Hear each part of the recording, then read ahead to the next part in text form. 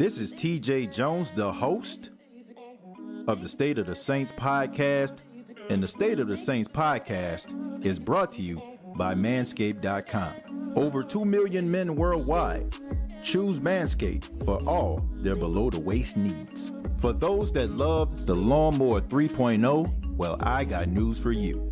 The Manscaped engineering team has confirmed that they have successfully created the Lawnmower 4.0. The Lawnmower 4.0 gives you the ability to turn the 4000K LED spotlight on and off when needed for a more precise shave. The new trimmer even allows you to customize your trim all through additional guards lengths, sizes 1 through 4. And looks-wise, it's sleek with a two-tone matte and gloss finish, even features a hot foil stamp, black chrome Manscaped logo.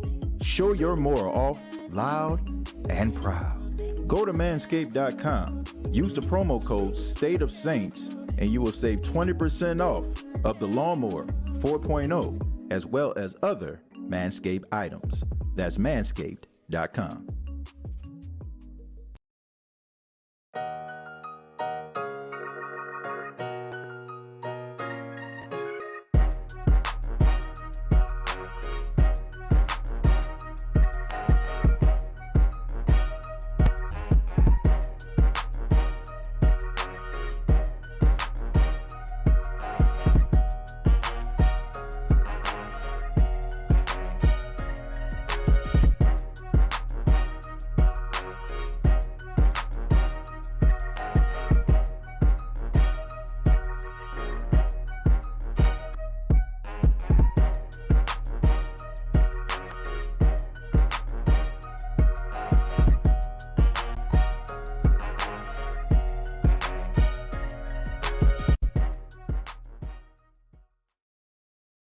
Hey, what's going on, Who Dat Nation? It is yours truly, TJ Jones, the host of the State of the Saints podcast.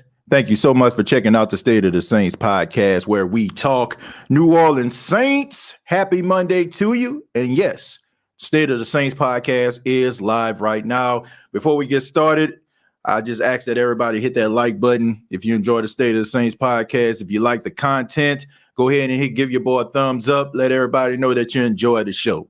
Okay. And thank you to everybody that donates, everybody that comments to make this show exactly what it is, which is the most interactive New Orleans Saints podcast that you're ever going to find. Okay. So we have a day removed from this game. Well, almost a day removed. Okay. Almost a full 24 hours. 24-hour rule is in effect. The New Orleans Saints unfortunately lose another game, 2 games in a row. Saints' worst start since 2016. They are now 5-4. They lose against the Tennessee Titans by a score of 23-21. If you watched some of the New Orleans Saints podcasts, some of the radio shows, everybody has had their take on what's wrong with the New Orleans Saints. What can the New Orleans Saints fix? Who needs to get cut? Who's responsible for the loss? We've all been over this over and over and over and over again. And quite frankly, yesterday, I just cut the show short. Normally, we go about an hour and some change. We cut the show kind of short because I really had to decompress. Because quite frankly, Who Dat Nation, I'm really ticked off the way that the New Orleans Saints have been playing over the last couple of weeks. Because in my honest and humble opinion, the New Orleans Saints are better than what they have shown us over the last couple of weeks. The New Orleans Saints wide receiver group sucks. I think that we all can come into agreement with that. I don't think that is going to change. Sean Payton stepped to the podium on yesterday and basically said that he's going to figure some things out. Maybe they're going to move some guys around. Maybe some guys are going to get benched, which justifiably needs to happen. You look at some of these guys out here that we constantly rely on, that we hope and pray and wish that they turn a corner, but it seems to never happen. One person that has been on the lips and been on the lips of a lot of members of the Who Dat Nation is tight end Adam Troutman, who has been a ginormous disappointment at the tight end position. Everybody expected Adam Troutman to be much better than what he is right now. Adam Troutman is not very good. Okay, he is playing terrible at the tight end position. He is making way too many mistakes. rather it's false starts, rather it's dropping passes, rather it's being out of position and people not being able to count on him to be able to come through. Last week versus the Falcons, he drops a fourth down that could have been converted if he would have caught it. He had a third down opportunity that could have been converted yesterday, and it didn't happen.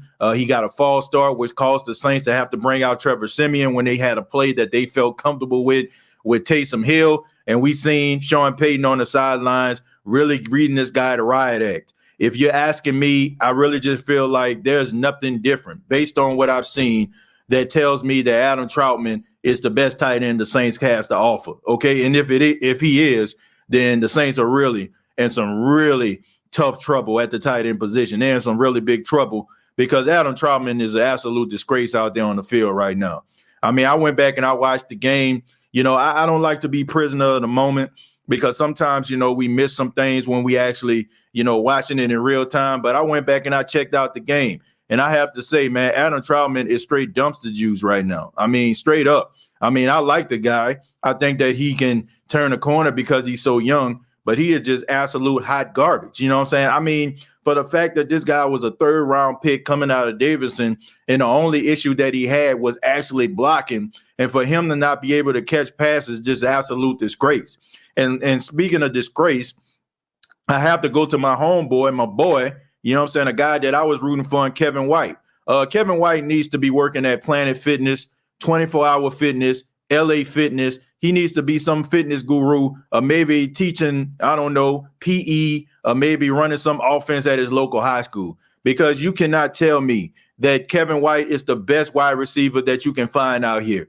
The Saints have given this guy so many opportunities to turn a corner. And don't give me that stuff about, oh, you know what I'm saying, like he's not good enough. Oh, you know what I'm saying? Oh, he can't get it done. You know what I'm saying? Like because of the injuries, because, you know what I'm saying, he hasn't played in a long time. Man, bump all that. I've seen guys come off the street that the Saints have signed and they play better than Kevin White. Kevin White is just basically that local track star, the guy that's really, really fast and he can get behind the defense and he can't do anything else after that.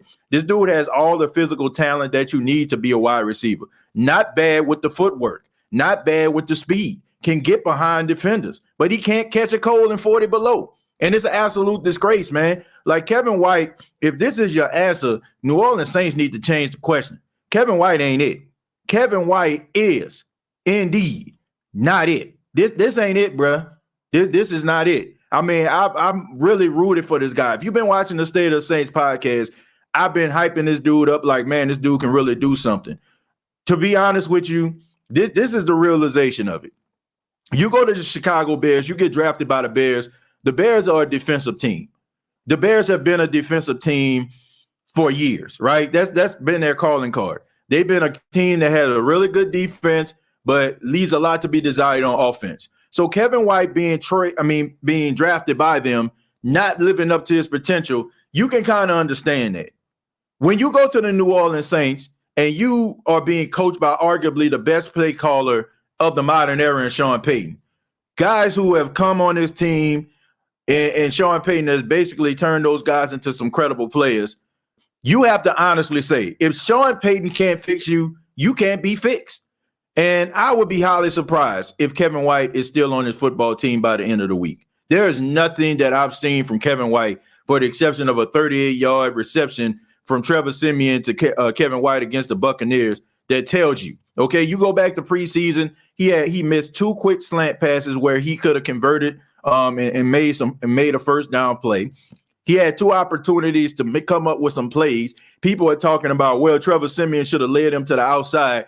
It's hard for me to believe that when I watched a 5'0" wide receiver in Deontay Harris, when a ball was clearly overthrown, he leaped in front of the pass and caught it. It's hard for me to come up here and tell to you and say to you today that Kevin White, you know what I'm saying, that's an excuse for him. Kevin White, it ain't it, okay? The dude is an absolute disgrace. He is an embarrassment, and he is what he is. He is a bust. If Sean Payton can't fix you, you can't be fixed. So, I mean, you need to go and try to find out what you have with the other guys. What do you have in Quan Baker? What do you have in Lil Jordan Humphreys? What do you have in Aesop Winston? Because Kevin White, No, sir. Okay, if Kevin White is on my is on my screen next week, I'm really questioning the New Orleans Saints as a staff, organization, and mother loving crew. Okay, I don't want to see Kevin White on my field no more. I'm dead serious. There's nothing about Kevin White that makes me believe that he deserves an opportunity. And let me go ahead and get on the offensive line. All right, the offensive line of the New Orleans Saints. I gotta go to my boy Cesar Ruiz. Okay, Cesar Ruiz gets drafted in the first round. I mean, he gave me one of my most epic rants, okay, in State of the Saints podcast history when the Saints drafted him. I'm thinking we're going to get a quarterback of the future. We end up getting Cesar Ruiz. And if you go back, that's probably one of my most epic rants of all time. Cesar Ruiz slipping on the ground, slipping and sliding, channeling his inner Andres Pete. That ain't it, bruh. You know what I'm saying? Like, Eric McCoy goes down, you get flipped to center. I mean, you was absolutely getting slapped around against the Carolina Panthers. You kind of got yourself together, and the more things change, the more they stay the same. I don't know what it is about the guard position for the New Orleans Saints. I don't know what the heck is going on. I don't know why is it that the Saints can find diamonds in the rough and very talented tackles, but they can't seem to fix the guard position. My freaking goodness. Between Andres Pete and Cesar Ruiz, I got to tell you, man, the Saints, I mean, they need to do better at the guard position. I don't know Cesar Ruiz. I don't know if it's just the fact that he played center throughout his entire career and it's just not working out for him, or just the fact that he's just not good at his position. But the Saints are going to have to figure it out. I don't know, maybe get Landon Taylor in there. I mean, I heard he was pretty good playing in Kentucky. I mean, he can't be no worse than what I'm seeing out of Cesar Ruiz. I mean, these guys are coming up the gut. And we know that Trevor Siemian, I mean, God bless him, man. He can throw a little bit, but we know if pressure is in his face, he's going to fall down on the ground or he's going to panic. So if any type of pressure gets into his face, he is not going to make the right decision. He is not going to make the right decision. Cesar Ruiz, I'm calling this dude out, man. He's been playing really, really bad. And, you got to be able to fix this issue or the Saints are going to have some problems. They're going to have some problems, man. We came into this season thinking that the best position that the Saints actually had was the offensive line. And for them to go ahead and get slapped around the way that they have and get, and get pimp slapped around the way that the Tennessee Titans did to them in the first half of this game, I have to say, man, I'm very disappointed in this team. And also I have to give a little bit of disappointment to my guy, Marshawn Lattimore. I mean, look, you got paid, dude. You're supposed to be, a shutdown corner. You're supposed to be locked down. You're supposed to be certified, bona fide out there on the field. But it just seems like to me, you look like you the second coming, of Darrelle Revis when you playing against elite competition. But when you're going up against guys that people probably never really heard of, or they have to use Wikipedia to find, you go out there and you play like you just one of the worst cornerbacks in football. I mean, they were out there misusing and abusing Marshawn Lattimore, man. And we cannot afford to have that type of production from, from a guy that we count on week in, week out. Marshawn Lattimore, I don't know what the issue is. I don't know what's going on, but he has to stay focused, man. This is one of the main reasons why people talk about him not being a really good corner. This is one of the main reasons why people will call the State of the Saints podcast and say stuff like, oh, Marshawn Lattimore ain't worth, the price of admission. Oh, Saints need to try to go out here and get somebody else. But it just, it's not a good look. Okay, it's not a good look. The dude is just way too inconsistent. This has been his calling card throughout his career, playing like he's lights out one week and playing inconsistent the next week. I mean, like Forrest Gump's mom said, life is like a box of chocolates. You never know what you're going to get. I'm going to say life is like Marshawn Lattimore. You never know what you're going to get. You never know if you're going to get a lockdown, shutdown corner one week, or you're going to get somebody that's going to be getting smoked by a guy that's probably not even going to be on the team the following week. He has to play better. There's absolutely no excuse for that. Okay, he has got to play better. Some people I'm seeing in the chat saying that the dude is trash. No, he is not. He is inconsistent. Okay, trash is when you know for a fact that this dude is going to get smoked game in, game out, week in, week out. Okay, we need to prioritize. We need to prioritize on that. Okay, playing a cornerback is a tough position, but when you fall into that elite category, I can't give you the pass that I would give somebody like a PJ Williams. You know what I'm saying? We grade PJ Williams on a different curve. And if you want to be honest with you, if we being straight up 100% real, PJ Williams has been more consistent than Marshawn Lattimore this season. As much as we talk about PJ Williams getting on those one-year deals, he has been more consistent than Marshawn Lattimore. Can anybody out here really talk about PJ Williams' production this season? Arguably, this is probably the best season PJ Williams has had in the Saints uniform. He came up clutch against Tampa Bay. We seen him pick a pass off against the New England Patriots. I mean, if we're talking about cornerback play, and you know what I'm saying, and safety play, you have to say that PJ Williams is probably playing better than most of the cornerbacks and safeties on the team. Seriously. The inconsistency of Marshawn Lattimore, we cannot have week after week. This team is snake bitten right now, right? When it comes to the injuries, we cannot have guys that we count on week in, week out, game in, game out to perform. We cannot count on those guys to have down games because we already have issues. Okay, we don't have a number one receiver. Alvin Kamara was out, even though Mark Ingram did a really good job. We're going to talk about him a little bit later. But you cannot have these key players going out there being out of position. You can't have guys that we count on to make plays not making plays, because that is the most frustrating thing about being a New Orleans Saints fan in 2021. The fact that we see them go out here and they go up against elite competition and they play and they beat elite competition. Then they go up against guys that don't even need to be on the same field with them when it comes to talent, when it comes to coaching, when it comes to X's and O's, and they go out there and they lay an egg. And I'm sick of it. I'm sick of it, man. I am absolutely sick and tired of watching the New Orleans Saints play down to their competition. I am sick and tired of watching this team continuously, week after week, beat themselves with the penalties, all these false starts, these drop passes. I mean, just guys not being in position, guys getting, slapped around on the offensive line. I'm sick of it. I'm absolutely sick of it. If the Saints went out there and they executed and, say you didn't have penalties involved and you didn't have drop passes involved and they lose the game, maybe I would feel a little bit better. But when you have penalties and when you have these drops, and at the end of the game, you're still in it and you're losing by 1 point and you're losing by 2 points. That tells me everything that I need to know. The Saints are beating themselves week after week after week. You know what I'm saying? They are keeping the scores close in these games that they win because they are not executing correctly.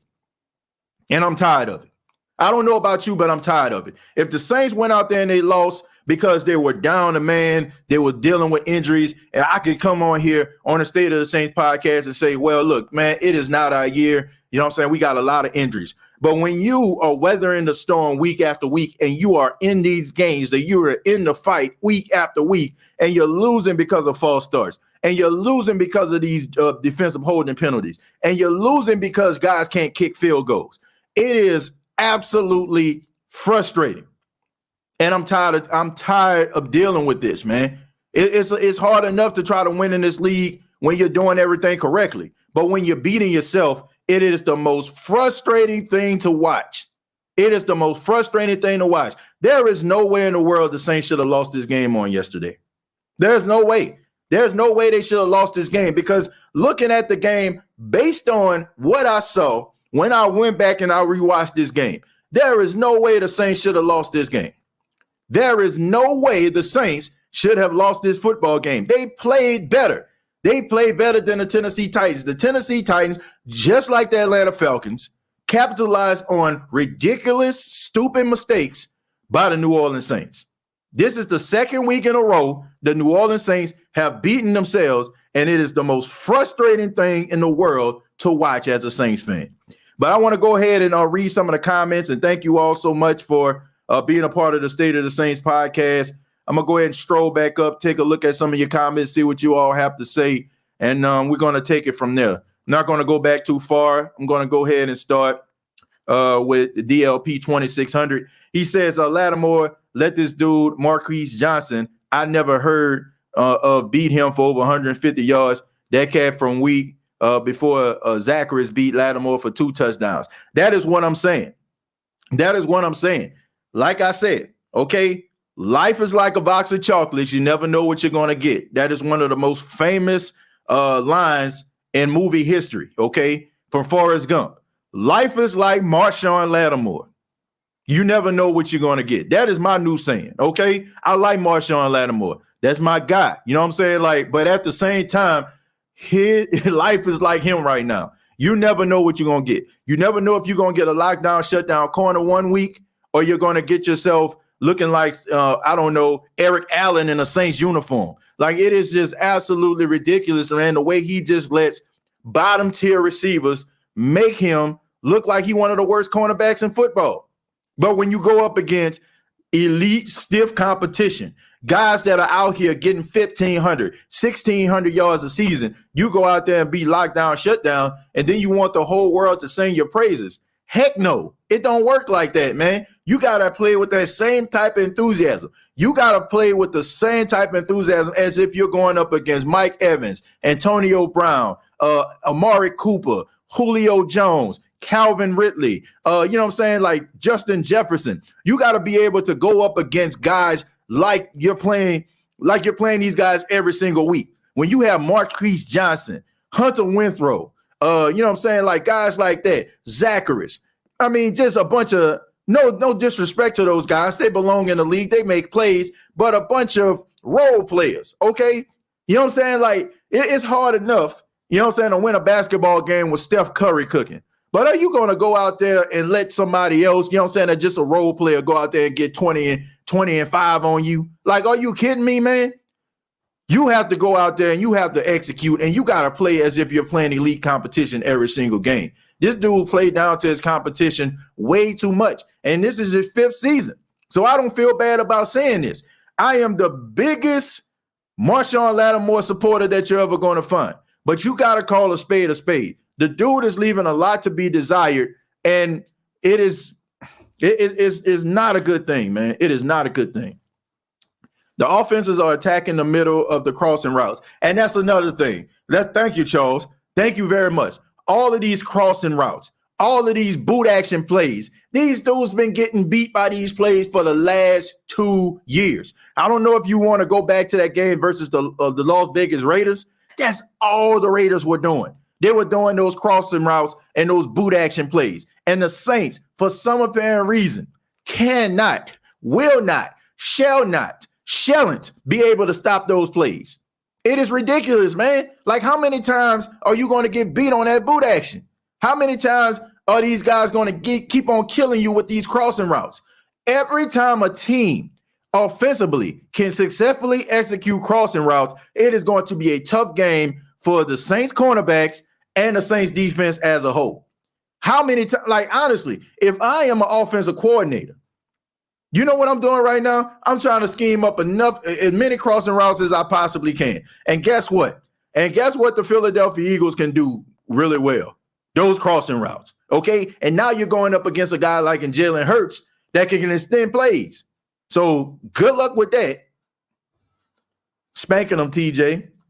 Our defense gives the middle of the field available all the time. It's ridiculous. It's absolutely ridiculous at this point. And I'm frustrated as I don't know what, man. Like, watching this stuff. This is ridiculous. Goes to 2014 Saints secondary yesterday. First half, Derek. First half, I agree. Second half, they played much better. Alfred, thank you very much for the $4.99. Says this season makes me appreciate Drew legacy more, because a lot of these situations, Drew would have bailed us out with goatness outshine our flaws. Absolutely. Okay. You know, that's why, you know, a lot of these pundits out here say, be careful what you wish for. A lot of us were ready to push out Drew Brees out the door because we like, man, you know, Drew Brees, you know, he's getting up there and he's holding the team back. But in a lot of ways, he was making up for a lot of the imperfections of this team. But look, Drew Brees is gone. Like, let's just get that in our minds, all right? Drew Brees is gone. He's not coming back. It's just as simple as that. Some of you, I will say this. Some of you are spoiled because you never seen life outside of Drew Brees. You never seen life outside of Drew Brees. Some of you in your 30s and your 40s, you probably remember some of these times. And maybe these times are making you reflect back to life post Drew Brees. right? But some of you are in like mid-20s, 26, 27, or probably start to appreciate football in your early teens. So the only thing you remember is successful quarterback play in New Orleans. So some of you are not used to some of these issues that the Saints have been dealing with. So when you look at this kind of stuff, it's uncharted territories. All right, it's uncharted territory watching inconsistency at the quarterback position because you never experienced that. And it's not your fault. It's not your fault. It is not your fault that you didn't experience it. I mean, you were just too young. In 2006, if you were 10 years old when Drew Brees first came, you're about 25, 26 right now, right? So all you know throughout your entire, young life has been consistency at the quarterback position. So you're not used to being in these type of situations, but I am. And I know for a fact that Drew Brees left us with a lot of memories, but at the same time, he set the standard. So we have a certain standard at the quarterback position that we expect to be there at all times. But I keep telling everybody, and I've said this to you, there's a reason why Drew Brees, after 5 years, post-retirement, he's going to be in the Hall of Fame because there's very few quarterbacks that can do what Drew Brees did in the NFL and as a member of the New Orleans Saints. And I have an appreciation for that. But Drew Brees retired. Drew Brees has given everything he possibly can to this organization. Blood, sweat, tears, his entire body. The last time we seen Drew Brees, he had 11, broken ribs, right? A shoulder injury and a bunch of other injuries. This dude has given us everything he possibly can. Drew Brees isn't coming through that door anymore. And if he's coming through that door, probably for him to say hello to everybody. But the dude is focused on his life after football. So he's not coming back. We, as an organization, have to figure out ways to be able to figure things out, without Drew Brees. It's just as simple as that. Drew Brees did everything that he could for this organization. So I'm not comparing anybody to Drew Brees. I'm not. Okay, Drew Brees would have did this. Drew Brees would have did that. Absolutely. But Drew Brees is gone, right? And Drew Brees was one of the greatest quarterbacks of all time. So guess what? You're not going to find anybody else that can play like him, right? Anybody that comes through that door, they are not going to be Drew Brees. Because if they are Drew Brees, then maybe we are looking at Drew Brees' legacy differently.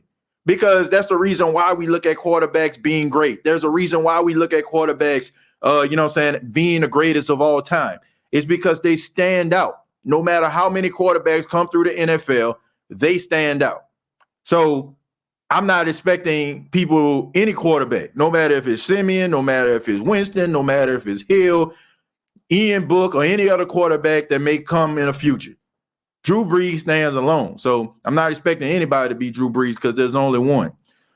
The Last Saint, thank you very much for the $5, says it's a quarterback issue. Taysom Hill should be starting if the pass game isn't working. We need a dual threat quarterback to scramble. Trevor's not it. What in the world have we seen that tells us that Trevor is not it besides the fact that he doesn't run? Somebody please tell me that. I don't understand that. What is this fascination with quarterbacks running? Like, that doesn't make you a better quarterback. Just because you can run out of the pocket, it does not make you a better quarterback.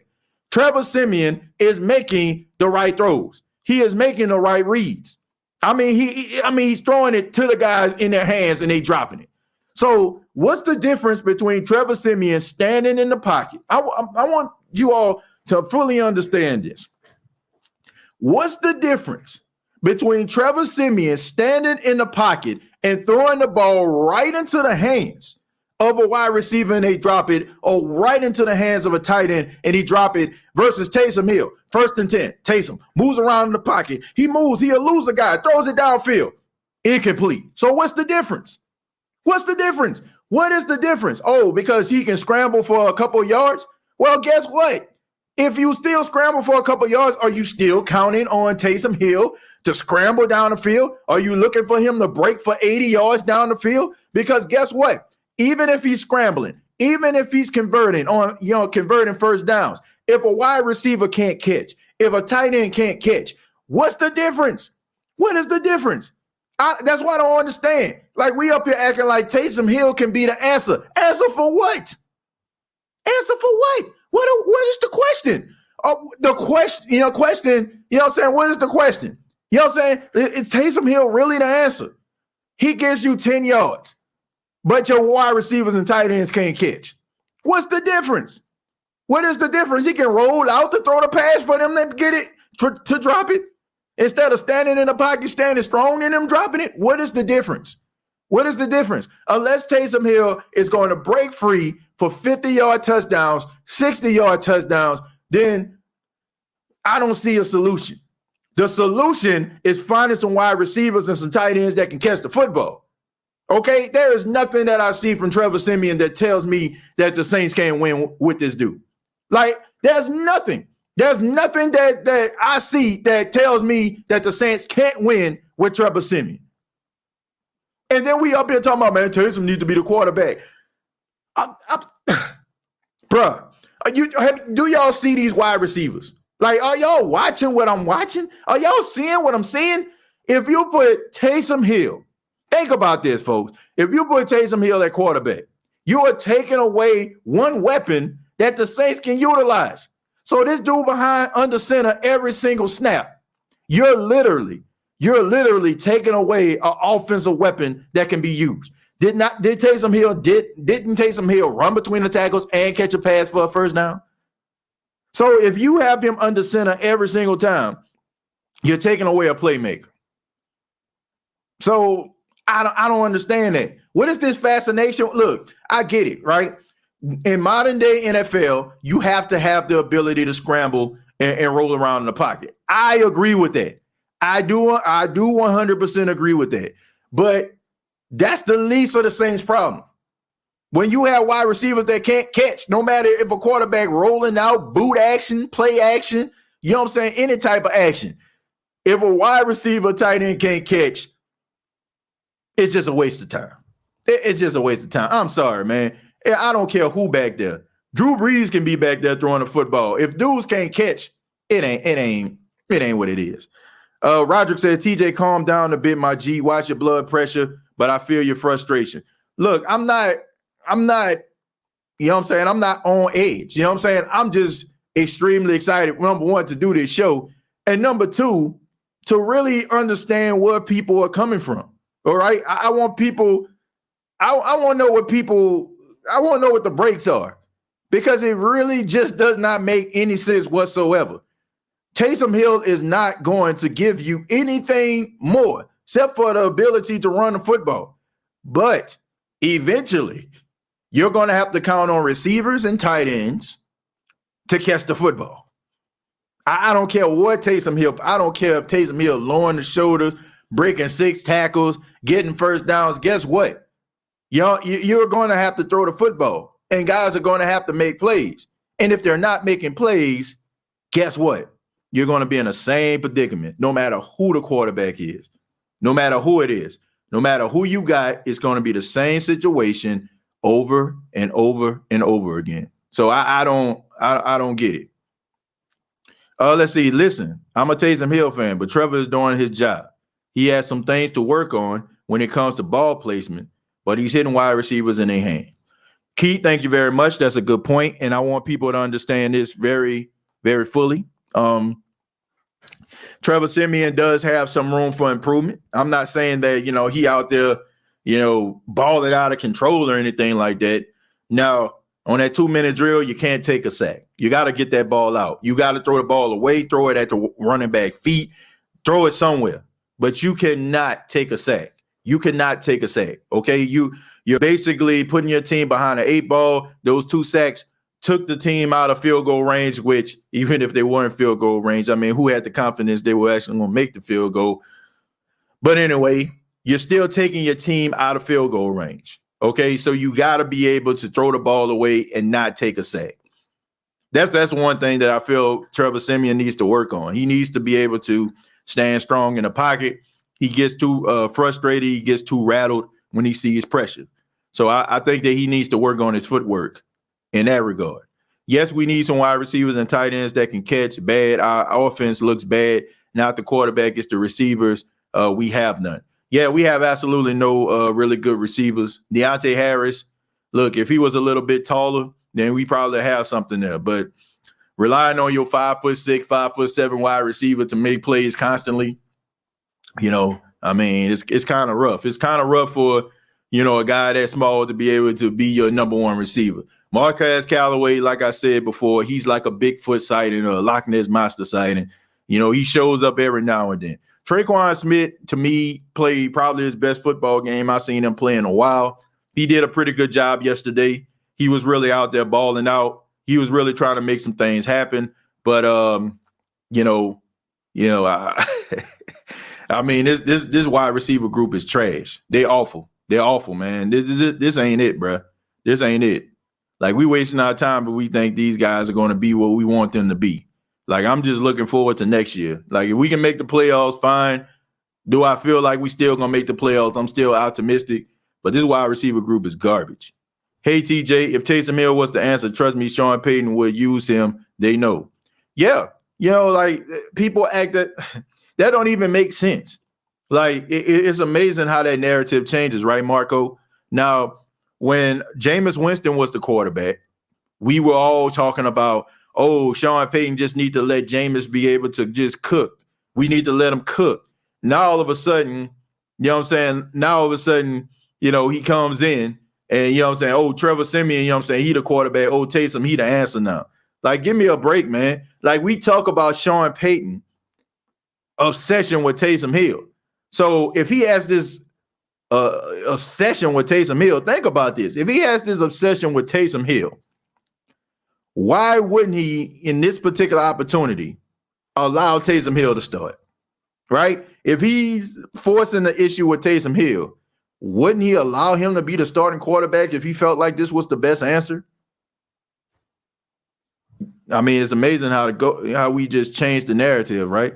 No quarterback is going to save this wide receiver room. I'm sorry, but they can't bother bringing in someone like Golden Tate, but will gladly give Kevin White a paycheck. Can't scheme open, blow pass catching forever. Well, Ryan, that Kevin White experiment, man, need the exit stage left. I'm over Kevin White. Like, I'm serious, man. This dude can go sit down somewhere.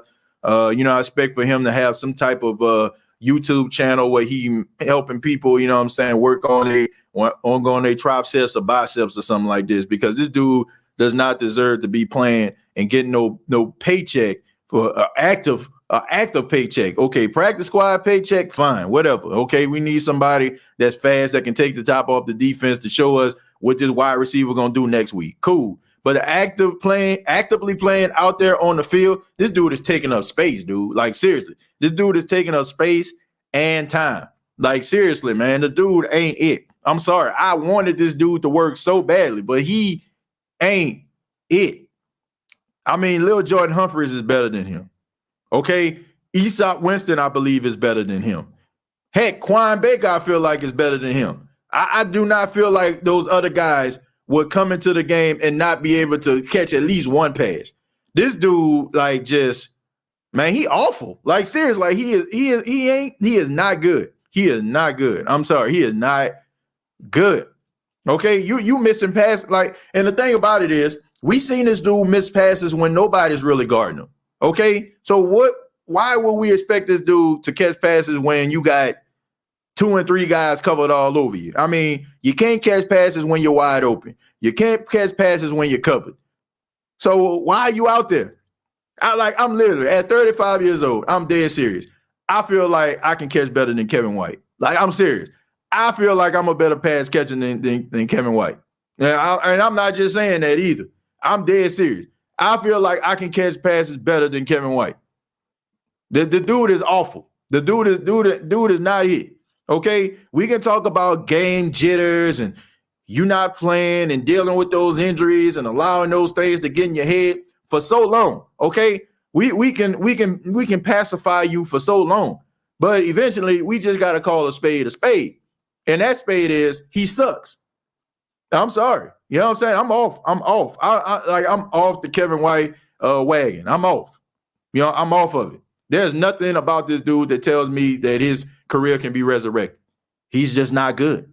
He's just not good.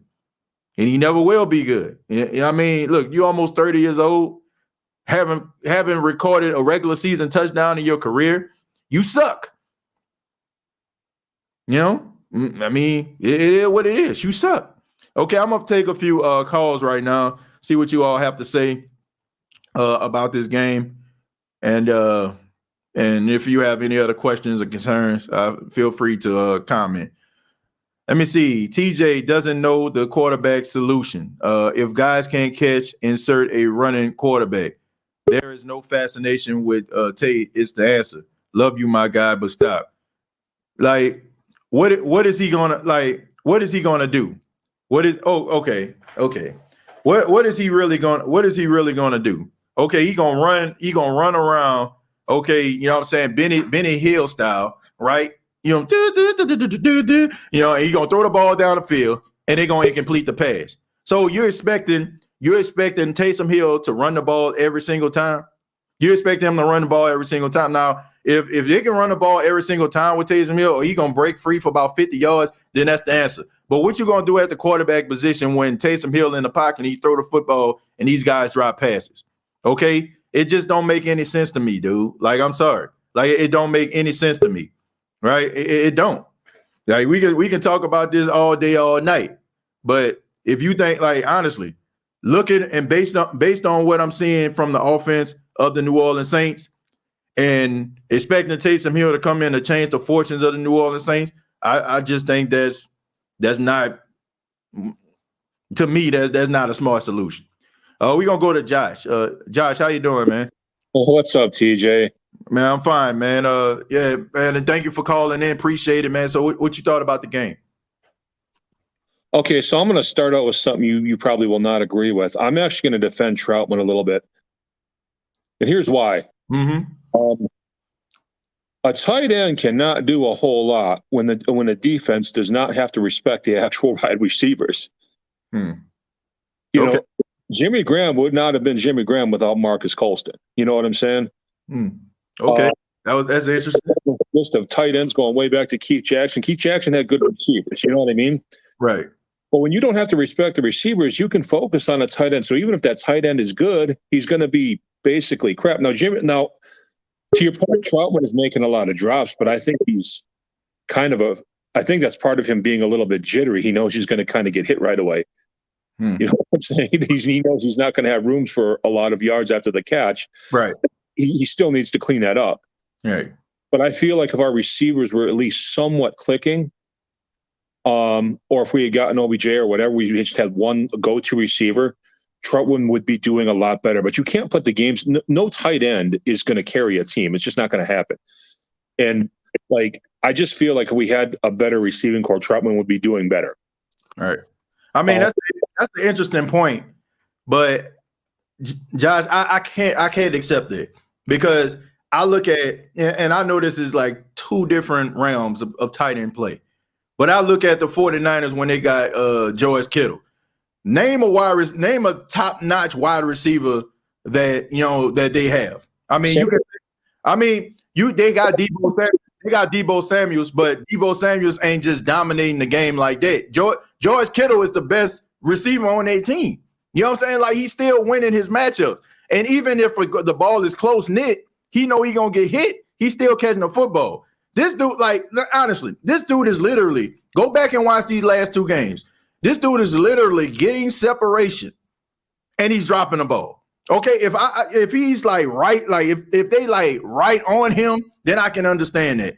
That third down play where Trevor Siemian threw him that pass, he could have, you know what I'm saying, caught that pass, probably turned around and got that 1 yard that he needed for the first down. He just clearly dropped the pass.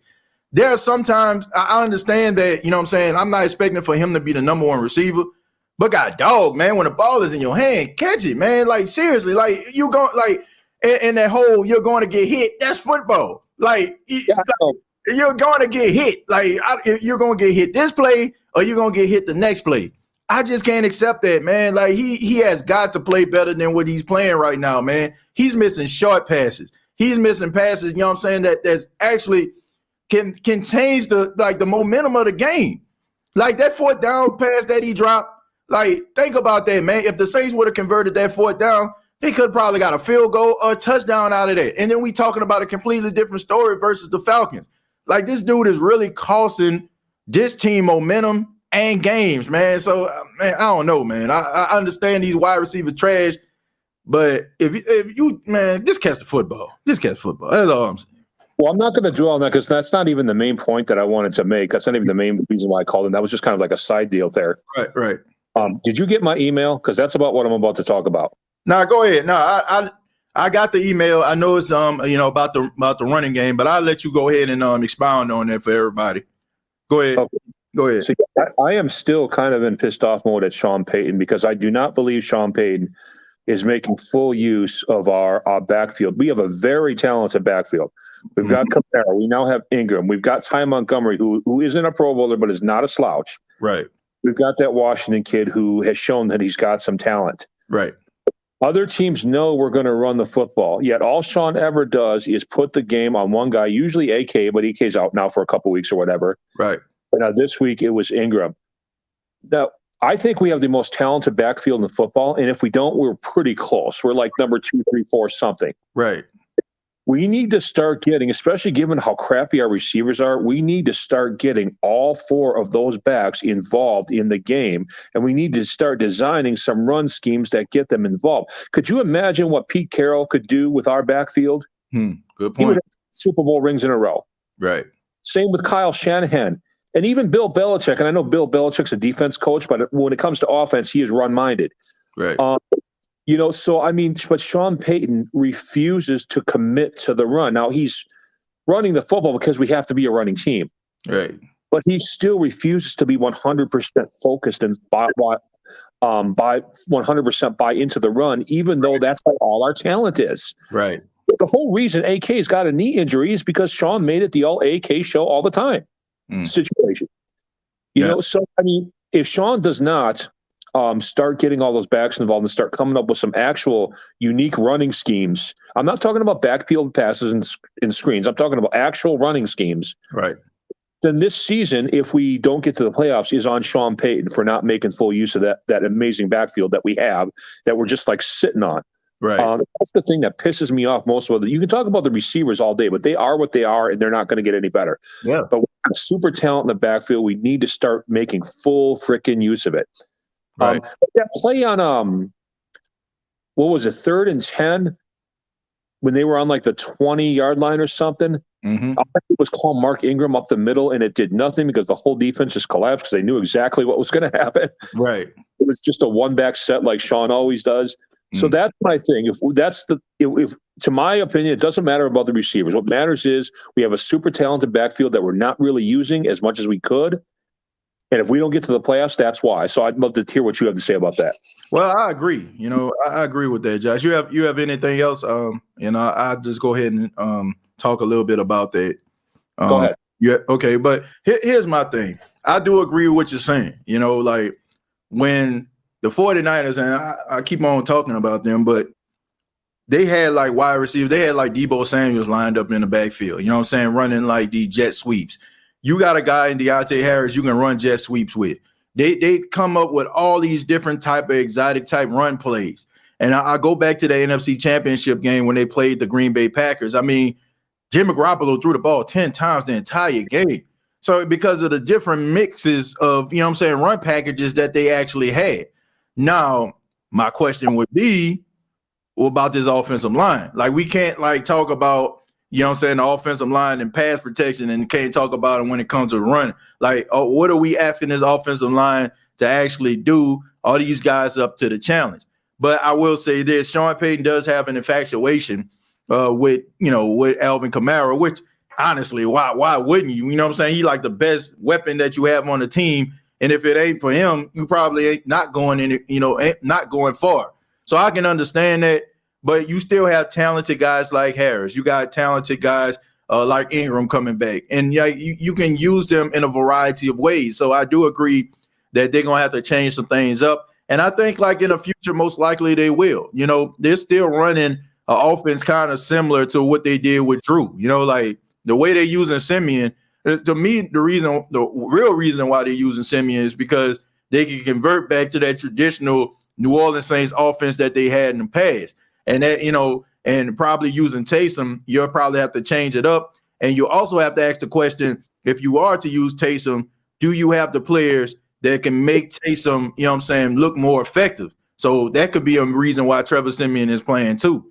But I do feel like they're going to have to change some things up. And I think it's going to happen because no matter who the quarterback is, they're not going to be Drew. And you have to play to your strength. Why do you think Sean just won't get all those backs involved and start designing some of those run schemes? Why do you think he just refuses to do that? And by the way, to the guy that says Trevor Siemian sucks, no, he doesn't. He's been doing an awesome job. He's been very active. I don't see it. I don't understand it. The reason why, but Josh, to answer your question, the reason why I feel like he doesn't do it, because I don't think he trusts these players. I don't think he trusts these players to be able to successfully execute different exotic run plays. Like you have to have a certain level of athleticism from your guard position. Like, honestly, Cesar Ruiz, if you go and look at this video that they have out right now, this dude was like the lead blocker going out to the outside and just completely whiffed, on the first block. So, and the guy ended up tackling, I want to say Ingram, he ended up tackling Hill. I can't remember which one. You have to have a certain level of athleticism from your guard position for these guys to be lead blockers.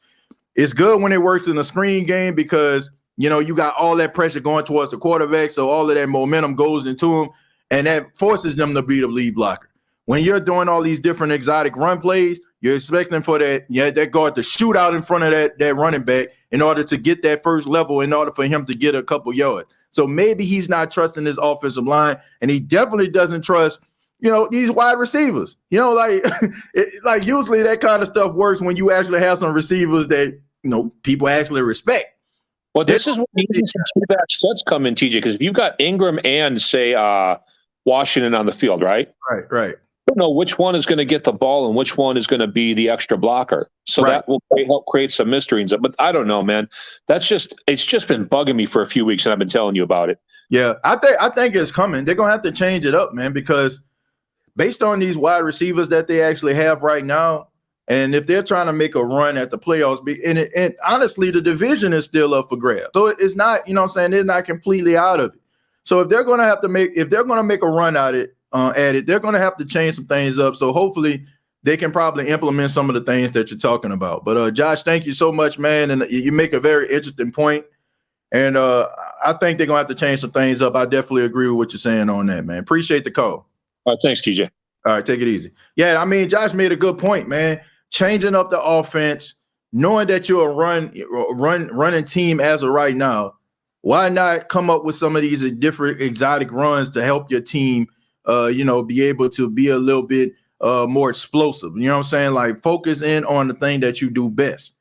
But I want to take this moment before we get back into the calls. I got to mention the sponsor, DraftKings.com. It says, this Thanksgiving, be thankful for family, food, and free bets. That's right. DraftKings Sportsbook, an official sports betting partner of the NFL, has a Turkey Day no-brainer you can't miss. New customers can bet just $1 on any Thanksgiving NFL game and win $100 in free bets. It's either team scores a point. So if any team scores a point, you'll get $100 in free bets by betting $1. All you have to do is download the DraftKings app and use the promo code State of Saints. All right, SOTS. All right. So for all the people out there that's interested in DraftKings, they have that promo for you that's available right now. We're gonna go to God of Creation. God of Creation, how you doing, man? Good. How you doing, TJ? I'm doing fine, man. What you got for me? Man, I don't know. I told y'all last week that we not a playoff team. This Saints team, I ain't gonna lie with you. This Saints team ain't a playoff team, especially when our defense keep having these. They keep playing average against average teams. I'm sorry, them Titans is not good. I don't care. They went on a 7-6, 5-4, 3-2-1 game winning streak. They are not good. The only time they're good is if Derrick Henry is in that backfield. Ryan Tannehill is not good at QB. He is average. He's an average QB. And we lost to them.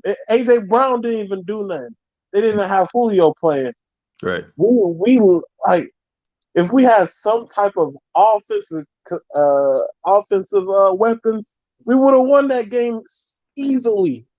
There was nothing they did that should have surprised the Saints. It was not AP. We not did. They had AP in the backfield, but that ain't AP from the Vikings. You know what I'm saying? So it's like there was no reason at all why we should have lost this game, and there's no reason why our defense keeps having these just unbelievable questionable starts. It is very annoying. And yeah, cool. Oh man, they did great in the second half.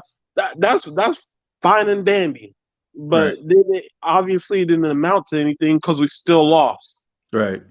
Well, I'm first off, go ahead, Creation. I gotta say this, man. The Titans are a good football team. You know, they're the number one team in the AFC right now. I mean, you lost Derrick Henry, but still, I mean, that's a good football team over there. They may not be the most exciting team to watch. They're a rough and rugged, gritty team. That's how they play. Like, I don't know if you watch them a lot, but that's kind of them. You know what I'm saying? Muddying up the field. You know what I'm saying? Like, come up with some of these different exotic plays from time to time. That's just them. You know what I'm saying? Play action team.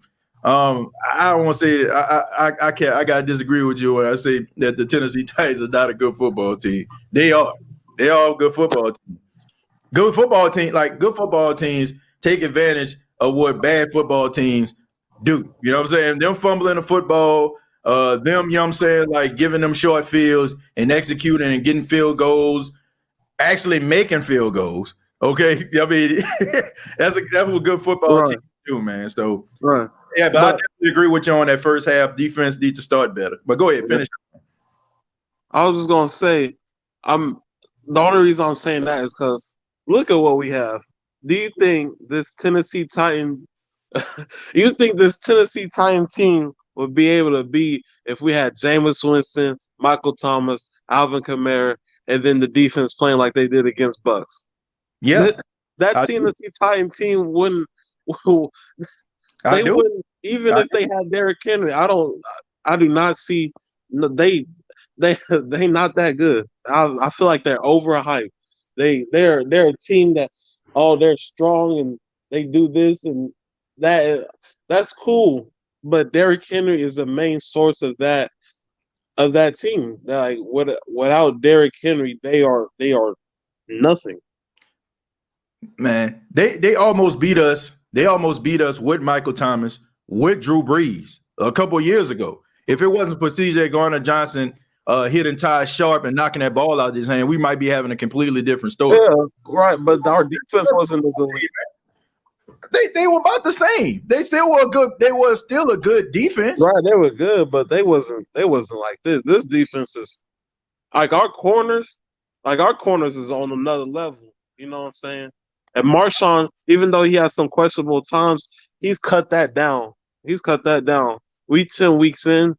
We passed 10 weeks in. I can only say he's only had what like 4 games to where it's like questionable. This one, which was just the first half. You can't Giants one. Hey, you can't call yourself, look.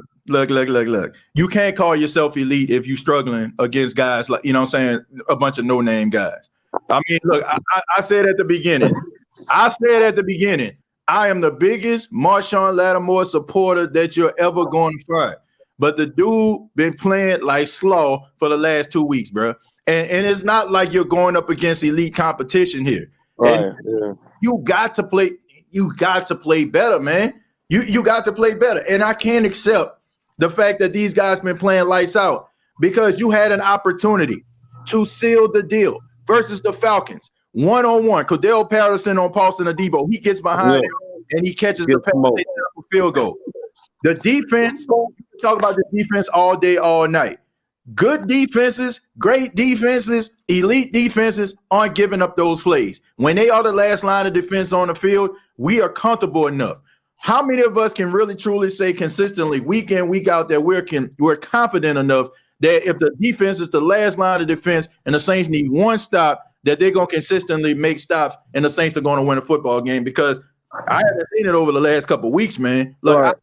they're good, but they ain't great.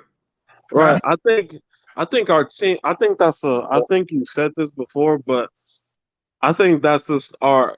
It's just something about our team that I feel like we're just too big on we're too big on emotions and egos. Like if we had if it's like a game that's gonna like be like an ego game to where it's like, oh man, Tom Brady coming through, he's gonna rip the Saints. We like, nah, that can't happen. But if Right. it's like the Atlanta Falcons where everybody's like, oh yeah, Saints gonna dust them off, we sit back and die. We literally Right. croak and Inconsistent. roll over and die. Inconsistent. That is the word. That's been a thing. Mhm. That's been my bad to cut you off, but that's been a thing for what the last. To be honest, the last time I can really think of when we didn't act like that is when we were playing against the when we what was it when we played Rams 2019 was Right. that that's the only time I can really say we weren't just this oh man we gonna play down to our opponent then we gonna play up to our opponent depend like what that stop please play Right. consistent if we gonna you know what I'd rather us playing a little bit above average every game instead of just playing like oh we're gonna play up here and then we're gonna play down here they're gonna play right in the middle like stop please. I agree with that. I mean, God of creation, that's a good point. Hopefully they can find some level of consistency. No doubt about it. But thank you, man. I appreciate the call. Call back anytime, brother. Right, appreciate it. Thank you. Right. I mean, look, great points. You know, the inconsistency of the New Orleans Saints definitely has been an issue. It's frustrating when you go out here and you play like world beaters 1 week versus elite competition. Play down to your competition the next week, guys struggling, playing against teams that you don't have no business being in a dogfight with. But I mean, that's just the ebb and flows of the NFL. I mean, Tampa Bay Buccaneers lost to the Washington football team. You had the Bills lose to the Jaguars. I mean, any given Sunday. But the most frustrating thing about all of this is the fact that the Saints are beating themselves week after week. I mean, to me, they're beating themselves. It's not so much about what the other teams are doing. We're gonna go to the last Saint. How you doing, man? Not too good. I don't know what that other guy was saying. You say he had good points. You lying. He had only 2 good points. The Titans beat the Rams without their star running back. So they definitely a good team. Right. You know. Well, I mean, yeah, he did have some good points about the inconsistency of the team. You know what I'm saying? Them also, you know what I'm saying, playing against elite competition. You know what I'm saying? In 1 week playing like world beat, the second week they play like, play down to their competition. Cornerbacks playing down to their competition at the wide receiver position. I mean, not every, we're not going to agree with anything each other say, but go ahead, man. Look, I'm gonna say this, man. Look, people can blame the defense all you want, man. It's the offense's fault. Okay, the defense will get you 5 third and outs, and what the offense is not doing anything. They're not getting any touchdowns. They're not getting any field goals out of the drive. And what you hope for a fourth quarter comeback?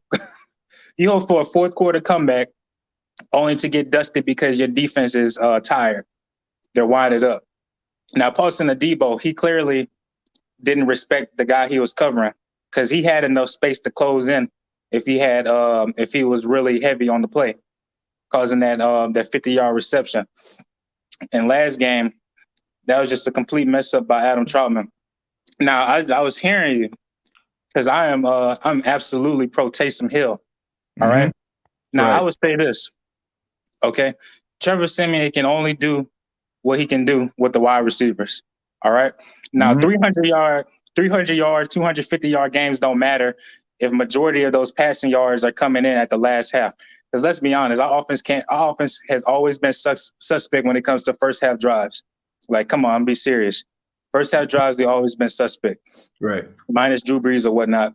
Now, if Jameis Winston was in the game, I wouldn't be singing anything. I'd just be clapping my hands. But what it feels like, because I was listening to you, a few minutes ago, and you were saying there's this fascination. I'm like, no, it's not no fascination. It's just what I'm logically seeing.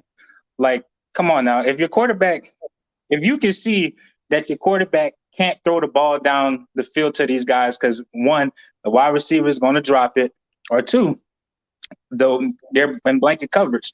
Now, Kevin White, I know people have been railing on him all day or for the past couple games.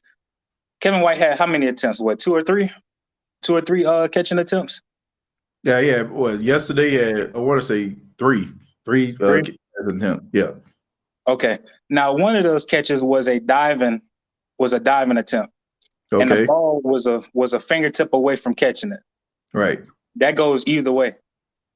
And the second one, from what I can remember, was a ball thrown in triple coverage. Now, Kevin White jumped up to grab the ball, and a defender, I think it was Jackrabbit, threw his arm in and blocked the catch. Now, here's what I'm saying. All right. Trevor Siemian can't roll out the pocket. I mean, he can, but sometimes it looks like he's jogging. Like he can't. You need a quarterback. You need to insert a quarterback who can run and get 10 yards or 20 yards instead of just throwing the ball out. I mean, of course, that's the wise, logical decision, is to throw it out if you see nothing happening. But you need a playmaker. Now, that's why I'm saying you need to put Taysom Hill in. Okay, screw wide receivers not catching. Put him in so he can run the ball if nothing works. What's the joke? 1 read, 2 read, run? That's pretty much what I'm hearing. Now, you were saying is that Taysom Hill needs to be in the offense. He needs to be as a wide receiver or tight end. Right. Taysom Hill only had, 9 plays? If you know your tight ends are garbage, why are you not putting him in? Taysom Hill needs to be in a majority of the offensive snaps.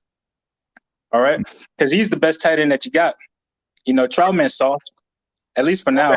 Backtrack that. Backtrack. Okay, now go back to what you just said. Say what you just said again. About Taysom Hill. Taysom Hill is the best what? No, I didn't say he is the best. I said y'all said he's the best. No. So he's not. So he doesn't. He's not going to. Okay, who are you more confident in catching passes as a tight end? Adam Troutman or Taysom Hill? I'd be more with Taysom Hill, but they're not using him. So I'm just like, what's the point of what you were saying? But he lines up more at the tight end position more so than he does, at any other position. Besides besides the H power back when they running like, power runs. So he lines up more times than not at the tight end position because he's a better blocker, than Jawan Johnson, and he's a better pass catcher than Adam Troutman. So if you take Taysom Hill off the field, you don't have Nick Vernett. Nick Vernett has been injured. He's probably your best blocking tight end. So if you take Taysom Hill off the field, who is the second best block on your team and the first best pass catching tight end on your team, what else do you have? That's pretty. Deontay Harris and Marcus Marcus Callaway. Okay, so we already established these dudes can't get separation. So what are we gonna do? What can we do? Listen. You saying that's what we can do? No, brother. What can we do? What can we look? If okay, let me ask you this. Okay, you said that Taysom Hill ability to run out of the pocket. So if nothing is there, he can run. Okay, fine. What are you going to do when they put 8 in the box to account for the fact that your quarterback is going to be able to run? And they line up on man coverage all across the board because we already established that these dudes can't get separation. So your logic is the fact that Trevor Siemian cannot run like Taysom Hill. So what happens when they do what they do similar to what they do with Lamar Jackson, put 8 in the box to account for the fact that he runs, and Taysom Hill is not a running quarterback like Lamar Jackson is, who can elusively get away from defenders. So what's going to happen when they put 8 in the box? They neutralize the fact that he's going to run, and you have to count for those wide receivers who can't catch, by the way. What are you going to do then? You get the same results as what you're getting with Trevor Siemian, but much better. You got a higher probability. You diminishing the fact that Taysom Hill, you're trying to say that Taysom Hill can't throw. He can't. That's garbage. He That's can't. nonsense. Name, That's prove it. nonsense. Prove it. Prove That's it. nonsense. Prove it to me. You've Prove it. seen it already. You've seen it already in the 3-1 start. What have I You've seen? seen it in the preseason. I seen some deep. I seen some Stop deep passes that look like punts. I seen him. You know what I'm saying, in opening drive preseason. You know what I'm saying, almost have 3 turnovers. You know what I'm saying, when he had the opportunity to start. You, like I said, Taysom Hill is not a better quarterback passing the ball than Trevor Siemian. You're out of your mind. Trevor Siemian is a journeyman quarterback for a reason. You don't think that Hill would be a journeyman quarterback? Honestly, the only reason why we're talking about Taysom Hill today is because Sean Payton is his coach. If Sean Payton was not his coach, Taysom Hill would not be a starting quarterback on nobody's team. We're talking about Taysom Hill. No, he would be because we're 0-2 right now with Trevor Siemian. He would be a journeyman quarterback anywhere he goes. He can't throw. Taysom Hill is a dual threat quarterback. Yeah, okay. He'll do it. I mean, Cam Newton is doing a better job right now. That's because Cam Newton is better than Taysom Hill. I'm just showing you the relations of a dual threat QB. Trevor Siemian is not it, man. And when we lose, and hopefully we don't lose, but if we lose again, I highly consider swapping out QBs. I know the potential of Taysom Hill. When he's running the ball, he's unstoppable. What's he can throw? What's the potential? What's the potential? I just want to know what, you know what I'm saying? What can Taysom Hill do when people get 8 in the box? We already proved that they can't beat man coverage. So what are they going to do? You know what I'm saying? When he got to put the ball where it needs to be. So he rolling outside of the pocket. You know what I'm saying? He can't get the ball down the field. I did a whole freaking compilation, for God's sakes, about him throwing passes down the field. So we already know that all of his passes down the field look like punts. Like, man, next caller. Next caller. Next caller, man. We got Sanchez, man. Sanchez, how you doing, man? Man, I'm good, TJ. I'm just listening to the podcast. I don't even know what to start. Like, you gotta be out, like, you gotta be literally high smoking that reefer if you think that Taysom Hill can throw better than Trevor Siemian. Like, the dude, like, look, Taysom Hill is an extremely talented, athletic football player. But if you think that Taysom Hill is going to lead the Saints or try to, you know what I'm saying, to put the Saints in a better position, like, we've seen this before. This dude, like, honestly, let's go back to the 4 games that Taysom Hill played in last season. Now, Taysom Hill struggled versus the Denver Broncos, who did not even have a quarterback. Didn't even have a quarterback. How many times we seen him throw the ball into triple coverage? How many times have we seen fastballs off screen plays that he was throwing? How many times were guys were wide open and they have to wait, basically signaling for a fair catch in order to wait for the pass to get down the field? Man, knock it off, man. Like, we get so fascinated with quarterbacks that have the ability to run. We watch guys like Kyler Murray. We watch guys like Lamar Jackson. We watch guys like Cam Newton, and we just automatically assume that Taysom Hill falls into that category. If it wasn't for Sean Payton, and I'm gonna get to you, Sanchez. If it wasn't for Sean Payton being Taysom Hill's head coach, Taysom Hill wouldn't even be in the NFL. It's just the fact that Sean Payton saw him on tape watching Christian McCaffrey's brother that they were trying to pick up. They seen Taysom and some of the things that they actually can do with him, and they turned Taysom Hill into a credible player. Anybody that think that Taysom Hill, man, honestly, bro, knock it off. Sanchez, go ahead, man. All right, TJ. Only thing I got to say about the quarterback situation is I'm completely over it at this point. Like, if you ask me, I would rather take the guy who has starting quarterback experience versus the guy who, before Sean Payton found him and had this secret project in the wings for him, he was being cut by Green Bay on the practice squad. Thank you. I'm done with it. Trevor Siemian, we've seen what Jameis could do with this wide receiver group. And Alvin Kamara. Hey, what can we ask Trevor Siemian to do? There is no need for our wide receiver room to have a COVID protocol because they can't catch it. It's impossible. They cannot catch anything. Excuse me, TJ. I'm coming from frustration, so I might go off on a little tangent. Look, I'm just as frustrated as you, and it makes it even more frustrating when like, man, go ahead, bro. My main issue when it comes to the 2021-2022 New Orleans Saints is they are that thing that Sean Payton put in your locker. They are the yo-yo. Right. 1 week, you get class of the NFC potential. Next week, you get bottom half of the league potential. Thank you. To respond to God of Creation, me being from Tennessee, I'm sorry. Hold on. The Tennessee Titans are a. He said TJ don't know football anyway. They get the hell off my show. Wow. They get the hell off my show. Fine. Matter of fact, you do a podcast and then you'll be able to talk about anything that you want to talk about. But your logic and your thoughts on football, like, dude, you talking about Paulson Adebo was getting smoked when it was Marshawn Lattimore. So, dude, what are you talking about? So we supposed to respect your analysis when you don't even know which cornerback was having trouble yesterday. Man, get your ass off my show. Go ahead, man. Man, the Tennessee, me being from Tennessee Titans, me being from Tennessee, Memphis to be exact.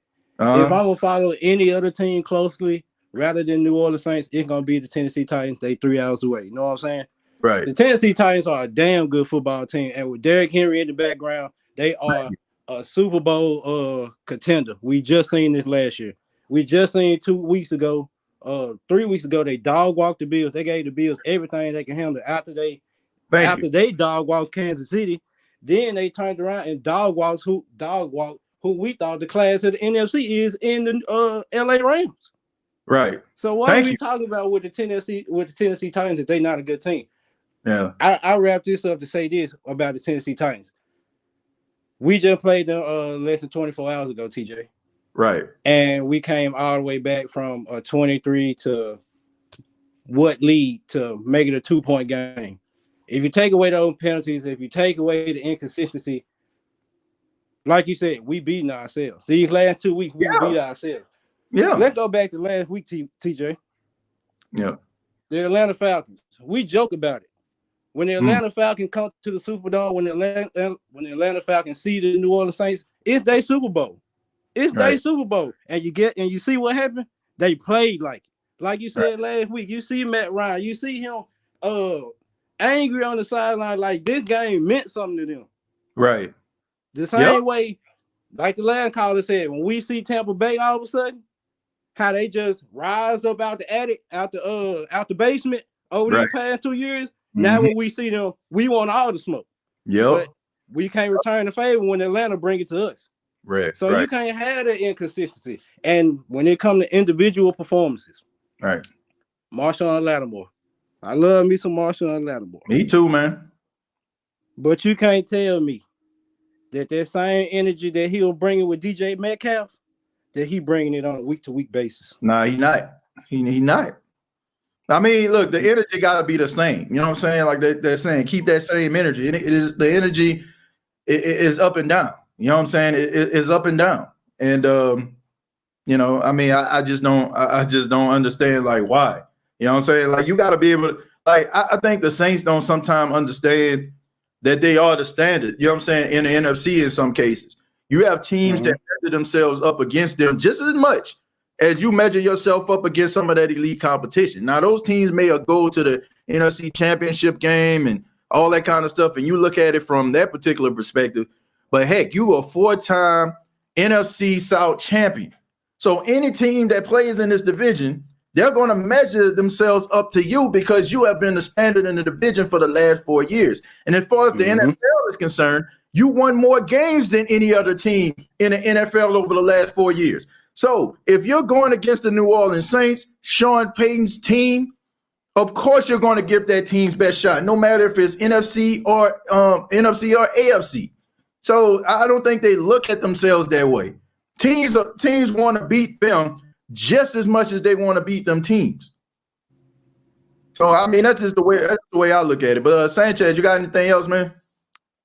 Just 2 more quick things. I just want to give some flowers away, calm it down a little bit. I want to give DeMario Davis his flowers, man. He really took this team under his wing this year with the absence of Drew Brees. and with the absence of Jameis Winston, who were really embracing the team as well. Right. I just love, man, every year since Demario Davis has been a New Orleans Saint, I have fallen more and more and more in love with him on the field and off the field. So I just want to give him his flowers. Right. And last but not least, thank you for bringing up PJ Williams, because it was all funny when we ridiculed PJ Williams, but Yeah. we see these names and we speak the names of Alvin Kamara, Demario Davis, Marshawn Lattimore, Cameron Jordan, whenever he do his thing, from time to time still. Right. But when your name don't get mentioned and you on that field consistently, you must be doing your job. And Right. PJ Williams has been doing a damn good job this year. So Yeah, I just wanted to give him some love too. Yeah, he definitely deserves it, man. Sanchez, thank you so much, man. Appreciate that phone call. Yeah, man. All right, who that? Yeah, man, appreciate it. Before we get to the OG, I'm gonna read a few comments and then we'll go ahead and let OG be the final call of the show. Charles says, all good people. I'm overreaction Monday. Yeah, you did say a Debo, but you were thinking Lattimore. Yeah, let's see. When you get some receivers, we are going to be a fool. I agree, man. This is a good football team. I mean, look, they got good coaches, so I mean, we know offensively it needs some work. But I mean, when they do get those players back, I think they should be a formidable bunch. But let's not forget, a lot of y'all was saying we'd be at wide receiver in the offseason. We'll be all right. Yeah, I mean, look, I was one of those people. I was one of those people that said that we was going to be all right because I was basing that logic on the things that I did not see. You know what I'm saying? Like, look, it's easy for us to say at the end and when it's all said and done, when things have come to fruition. Okay, but I'm one of those people. I'm not going to just say guys aren't going to be good because I don't know who they are or I haven't seen them in real time or see what they're really truly capable of. But when I'm seeing you get these opportunities and I'm seeing you do all these different things that wide receivers are supposed to do, and you're not executing correctly, you're not winning your one-on-one matchups, and you're not coming down with the football, I can come out with that conclusion. But I'm not going I can't live my life like that. I can't live my life based on what I actually seen from, you know what I'm saying? Like, I can't live my life based on actually what I did not see because I feel like giving people opportunities because I would want people to give me an opportunity. You know what I'm saying? Think about if you're starting a new job, starting a new business, or you build, you know what I'm saying, a business, you know what I'm saying, become a mom and pop store. You want people to give you an opportunity. You're not going to say, oh, you're not Walmart. Oh, if you're a hardware store, oh, you're not Lowe's. Oh, you're not Home Depot. You know what I'm saying? You will want people to give you an opportunity before, you know what I'm saying, they throw you and cash you to the side. All I'm saying is I wanted these guys to get the opportunity. That's why I said I was going to reserve my judgment until I actually see it. Now I actually see that these guys ain't it. Now I'm like, okay, fine. But I just think that hindsight is 20/20. I mean, just because you don't recognize a guy or know who a guy is, doesn't always mean that it's not going to pan out based because they don't have namesake. But now I see these guys in real time. I mean, I can see they suck. Let me go move on to Jerry, man. how you doing, man? What's up, TJ? Man, I'm doing all right. I'm serious, man. Like I give people opportunities. I think about the wide receivers that I didn't know or I didn't see. Like, think about this. Would you have known how good Pierre Thomas is if we were all just stuck on Reggie Bush? Like, think about that. Reggie Bush was the second pick overall, arguably one of the best college football players to ever play college football. Oh, yeah. But here comes this guy that's unheralded out of Illinois named Pierre Thomas. So if we were just man, Reggie hurt. Here comes Pierre Thomas. Oh, man, I don't know. Man, we doomed. You know what I'm saying? Like, we gave him an opportunity. And because of that, he's probably one of the most respected New Orleans Saints players in history. So yeah. I give people opportunities no matter if I know them or not, because, I mean, we all, rather you play JV, you know what I'm saying, football, basketball, man, you come out there, and there are guys that probably been on that team for a long time. Here you come. If nobody gave you a chance, Would you be able to start over that person that's been out there for a long time that the coach knows? Probably not. So I just say give people opportunities. But I was one of those people, Yannick. I'm not gonna be like I was one of those people. I was You one of ain't those by people. yourself. You ain't by Yeah. yourself. Yeah. So what you got for me, Jared? What you got for us, man? Oh, Lord have mercy. TJ, if there is always a will, there is always a way. If Yeah. we need prayer with this team, my Right. God. Bruh. 2 straight losses when they should be winnable. Oh my God. But I want to say something real quick. Right. This goes out to Tyrese, better known as the last Saint. Bruh, you need a serious reality check, bruh. What you were saying. You really need a serious reality check, bruh. And you think that Taysom Hill is going to start at quarterback for the rest of the season, you are sadly mistaken, brother. You are really sadly mistaken. I was So knock it off with that. I know he's a Taysom Hill guy. I know he loves him. I understand that. But come on, bro. Be realistic, bro. Look, I'm hating on you. I'm just telling you, be realistic, bro. Right. I know it's all fine, Danny. You know what I'm saying?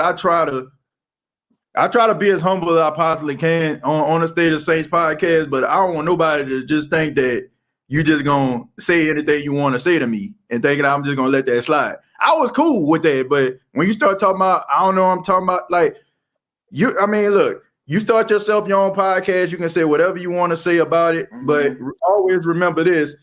You came to State of Saints podcast to talk to me. I didn't come out here search out to talk to you. Yeah, that's all I'm saying. The one that came here.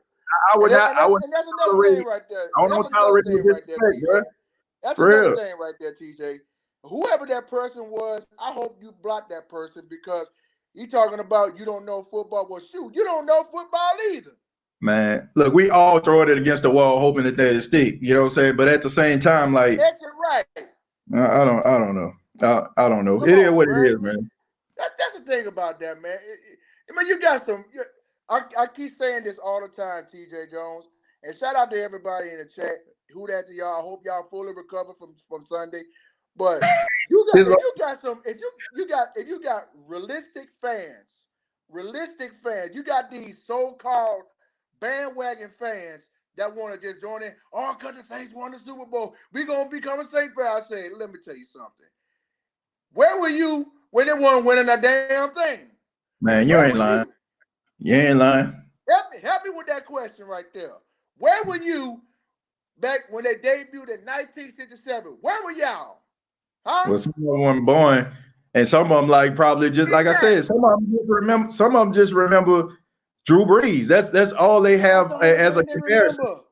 They don't know anything else. So if anything goes wrong at the quarterback position, like they don't understand. Like they fully don't understand how special it is to have consistency at the quarterback position year in and year out. What we're experiencing right now as Saints fans is what Bronco fan has been experiencing, what Dolphin fans been experiencing. We're just experiencing this now because for 15 years we've had consistency at the quarterback position. But I also want to say this too.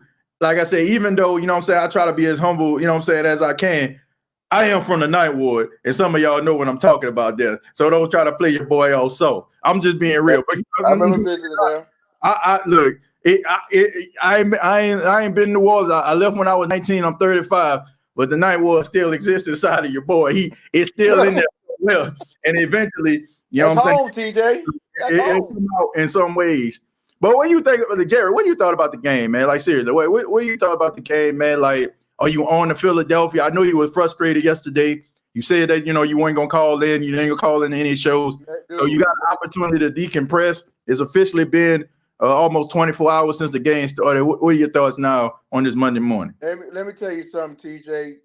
Everything just went downhill after Sunday's game.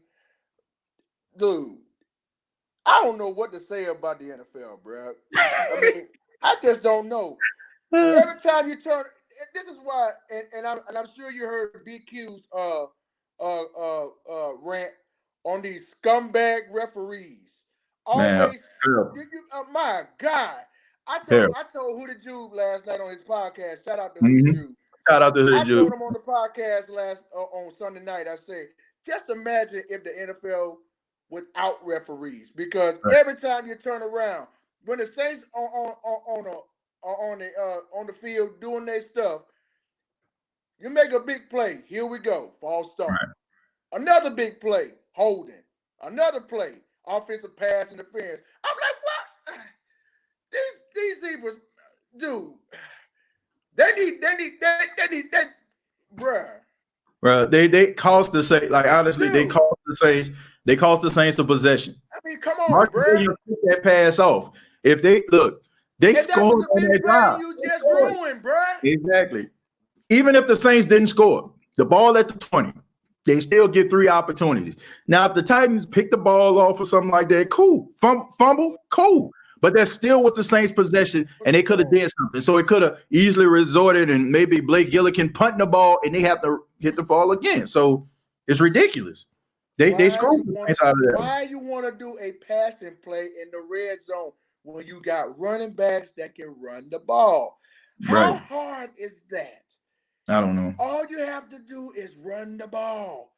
Right. Don't try to do like Russell Wilson did against the Patriots. Throw a pass and Malcolm Butler caught the game-winning interception. Yeah. Run the ball. That's why you got running backs. You got a fullback. You got Mark Ingram. You got Alex. You got Hill. Let them run it. Man. You got Kamara. You got all these running backs, and you're gonna try to pass for like 3 times, and then ended up with a field goal. And you tried to go for it on 4th down. That is not good coaching right there. That is not good coaching. Look, I explained this last night, TJ, Mhm. and I'm gonna say and I'm gonna say a little bit of this, and I'm gonna get off. But Right. when it comes down to like 2nd or 3rd or 4th down, and let's say it's like short inches, 1 or 2 yards, give it to your running back. That's Man. keep your drive going. Don't Right. try to be a hero, try to throw a deep pass when you know it's going to be on turnover on downs. That is not better coaching. Better coaching is doing it better. It's doing it right. I didn't even agree with that field goal they kicked with Brian Johnson. No. Look, And it's that's 4th another and thing goal right there at the with the 1. extra point At the penalties 1. too, bruh. At the 1. At the 1, bro. Like, look, if you can't get 1 yard, you don't deserve to score. Is it for look? I promise you, bro. I don't care how people look at me if I'm a coach. If it's 4th and goal at the 1 yard line, I'm going for it. I'm going for it. My best on your best. My best on your best. Ain't gonna be no Brian Johnson. This dude missed 2 extra points. So honestly, if he would have missed that field goal, if he would honestly, he made it. But if he would have missed that field goal, that's on you. That's on you. Like you thinking like I know how Sean Payton mind work. He's about analytics and all that kind of stuff there. 4th and goal at the 1 yard line, I'm going for it. If we don't get it, we don't deserve to get it. We don't deserve it. We do not deserve to get it. Do a running play. Do something to score a touchdown. Don't try to be a hero. Man, time out for all that, bro. Knock that stuff off, bro. Come on. Yeah. You trying to win a game, bro. You gotta play better than this, man. Cause and I know how frustrated Sean Payton was at the podium. Hey, look, and TJ, good thing you saved me for the best for last, brother. Because let me tell you something. After the game was over, I snapped. I slammed doors. I was throwing water bottle across the room. I was just frustrated. I was pissed off. I said, I don't feel like calling on there. Because if I do, I'm gonna act the way I'm acting right now. I'm gonna just cool off and come on Monday when he come on the show, and I'll just let it out. Yeah, I was frustrated too, man. You know, and look, I love doing the podcast, but I'm a Saints fan. I do this podcast because I am a Saints fan, and I don't like watching them lose, and especially if they lose with self-inflicted wounds and just nonsensical calls. You know what I'm saying? That like that play. Like I'm not saying that the interception would have won the game for him, but it took away a possession that led to a touchdown from the Titans. That meant that the Titans would have had to drive down the field again. And if you notice that the Titans was getting at the goal line, but the Saints in the red zone played pretty well. So who's to say they wouldn't have, instead of them driving down there again, they would have got 3 points instead of having 7 points. And who knows? You know what I'm saying? Now you're looking at a game that would have ended, with the Saints, 21, you know what I'm saying? 18 or something like that. So that's the way that I'm looking at it, man. You cannot. When a game is this crucial, you cannot do that, man. And that's one of the main reasons why people talk about the NFL being rigged and being fixed and stuff like that. This gives people ammunition because now you don't have to rely on players. Like sometimes you'd be like, man, the player should have caught that pass. But sometimes, man, momentum is a real thing. And when they keep on calling these flags and you getting these deep passes down the field, leading in pass interference, and it's setting up red zone opportunities, you have referees dictating the pace of the game, the momentum of the game, and also the way that teams approach one another offensively and defensively. And that's that's dangerous territory right there. And now that the NFL is in bed with Vegas and all these different legalized gambling companies, you know what I'm saying? Like people going to start to feel more and more skeptical about what they're actually seeing right now, man. I haven't reached, but man, I don't know. And another thing, TJ, like I said, I was listening earlier. Oh yeah, heard you mentioned about Kevin White. Man, that dude need to go, bro. Him and Troutman need to go.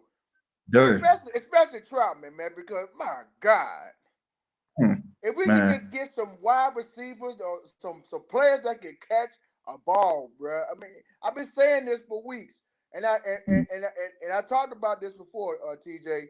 And I did say about this wide receiver core, it ain't it. Nah, it ain't it. I got nothing. I'm looking towards next year. Who that nation? If I tell you about this wide receiver is the best, it's not. It is not. Not for what I'm seeing. Right. And you talking to and here we are sitting at 5-4 when we should be at least either 7-1 or 7-2 or 6-3. And here we are sitting at 5-4. And we already saw what the Eagles did to the Broncos. We already saw the Falcons lose real bad to the Cowboys. And we saw the Bucs lose to, I still say, the Redskins. I don't care what nobody says. I don't care. And that's another thing right there, TJ, I want to talk about. Just imagine, and follow me, Who That Nation. Just imagine. I'm saying it will never happen. But what would if the Washington football team with no name make it to the Super Bowl, which they never will, and the announcer say, ladies and gentlemen, the NFC conference champions, the Washington football team, everybody like you, TJ, and everybody on the chat, you're gonna have a look on your face like, what is this team doing here in the Super Bowl and they got no name when they were supposed to be the Redskins? Everybody gonna have a look on your face like, what in the world are they doing here? Well, I mean, they're gonna have the looks, TJ. Well, that would be a miracle if the Washington football team make it anywhere but at the house, especially the way the Cowboys playing. The Cowboys, honestly, I mean, look, they probably gonna win the East by next week, and look, they play Kansas City on Sunday, so yeah. So I think that shouts out to the Washington football team, man. Honestly, they played them good in a wild card game last year. You know what I'm saying? That was probably the biggest scare they had. Yeah. So the way I look at it, man, look, any given Sunday, you have teams that can beat any other teams. I mean, those are professionals on both sides of the ball. So I would change it to any given week instead of any given Sunday because they play on Thursday night. And I know they play on Sunday and on Monday. So you might as well just change it from any given Sunday to any given week because it's like that. Because every week could change the season. Right. I agree. Changes it. We just saw some more upsets on Sunday. So we already know what to expect the next 7 weeks. Right. Yeah, Jerry, man. I appreciate the phone call, man. Thank you so much for giving your take on the game. And, appreciate the call, man. Call back anytime. I appreciate that. Thank you. We'll do, TJ. We'll talk more later this week. All right, man. You take care. All right. Who that? Yeah, man. Some good points, man. Referees, they got to do better. I feel like they dictating these games a little bit too much. And to be honest with you, man, I just think that they start to make these rules favorable for the offense to make it more and more easier for them to call flags. I mean, because literally, you can call holding on every play. You look around, you're going to have some dudes that's holding. So, I mean, I don't know, man. They're becoming too heavily involved in these games, in my opinion, too much to my liking. JP said, Jerry, you too smart as a fan of the 4 years. Once we was a winning division, tired to start that channel player along with the in-hugging others. Good mix. Yeah, I mean, look, I think that they have a lot of people that should be able to start channels. Maybe the Last Saint should be one of them. He should be able to start a channel. You got Jerry that should start a channel. I mean, you got a lot of people up in here that come through, have really good takes. You know what I'm saying? Like, I think that they do. But, I'm appreciative of individuals, that come on here, give their takes respectively. You know what I'm saying? Like, look, if you be disrespectful, then I'm going to be disrespectful. I'm just being serious, man. I respect everybody's take, but when you start, like, trying to disrespect me, I mean, look, you go low, I'm going to take it to the flow with you. Saints a hell of a team. All Titans fan respect. Agree the refs have ruined the season. Too many flags. Look, man, like I said, I ain't disrespecting the Titans. Titans are a good football team. They won yesterday. I mean, it is what it is. But the referees, they becoming too involved in these games, man. And I'm getting tired of it as an NFL fan. Might as well not even go after the quarterback. Find something else for the D-line to do. Basically, like you basically got to run to the quarterback with a Snuggie in your hand and you lay him down gently. Like it's ridiculous now. I got enough soul crushing losses under my belt as a Saint that I don't cry anymore. I just drink. Look, man, I like I said, it's just uncharted territory for a lot of Saints fans out here. Like a lot of them aren't used to being in this position. I mean, I can remember some mediocre quarterback play. A lot of us just remember Drew Brees, but I remember when the Saints had the epitome of mediocrity at the quarterback position. NFL and all sports that you can bet on are rigged. I mean, when you see plays like, the referees calling flags where there shouldn't even be a flag, and I mean, it makes people well within their rights to feel that way. After Jameis and Mike injuries, I don't really care if we win or not. I hate to see us lose, but I also like a better draft pick. We're not going nowhere in the playoffs if we keep it a buck anyway. LMG, look, I don't want to see the Saints lose. I want to see the Saints make the playoffs, and I don't care because when you make the playoffs, you never know what can happen. And I'm not in that category. Talk about the Saints tanking and all that kind of stuff. I want them to win every game. It's as simple as that. Interview these refs after the game. And that's the thing, man. Like they get paid all this money and they don't have to like answer no questions. Like you barely even know who they are. Like the only ref you really know who they are is the one that's calling the plays. You don't know like the back judge name, the sideline judges, the ones in the end zone. You don't know none of their names. Like I feel like just like the players, okay, just like the players, how you have like the player introductions that come across your screens and the college they went to. I think they need the officiating crew to have them across the screen as well. Like their names, who the headline judge is. You know what I'm saying? Who you know what I'm saying? Like who's the back judge? I think they need their names on there because think about this, man. These dudes dictating the game and we don't know who the heck they are. We don't know who they are. This season is a wash, but I think we are a playoff team. I mean, look, I still feel this way. I don't think that there are 7 teams in the NFC that are better than the Saints. The Saints have to like literally collapse. This season has been fun, man. Honestly, the Saints are still in the thick of the playoff hunt with all these injuries and those lost 2 games. They're very well should have won. Yeah. I mean, hey, they have all these injuries and yet, they still in the thick of things in the end. Russell Wilson to New Orleans next year. I don't know, man. I think that I think what we've seen, if Jameis makes a full recovery, I think based on what we've seen out of Jameis, I think the Saints might give him another year to try to see what he can do at the quarterback position. Refs, zero accountability, none, absolutely at all. Like I said, we don't even know who these guys are. You don't even know who they are. All of this is on Sean Payton. His game mismanagement and his idiotic decisions to go with these receivers are unforgivable. That's the thing, man. Sean Payton, justifiably so, feels like he's the smartest man in the room. But a lot of the plays that he calls are absolutely ridiculous, and they dumb.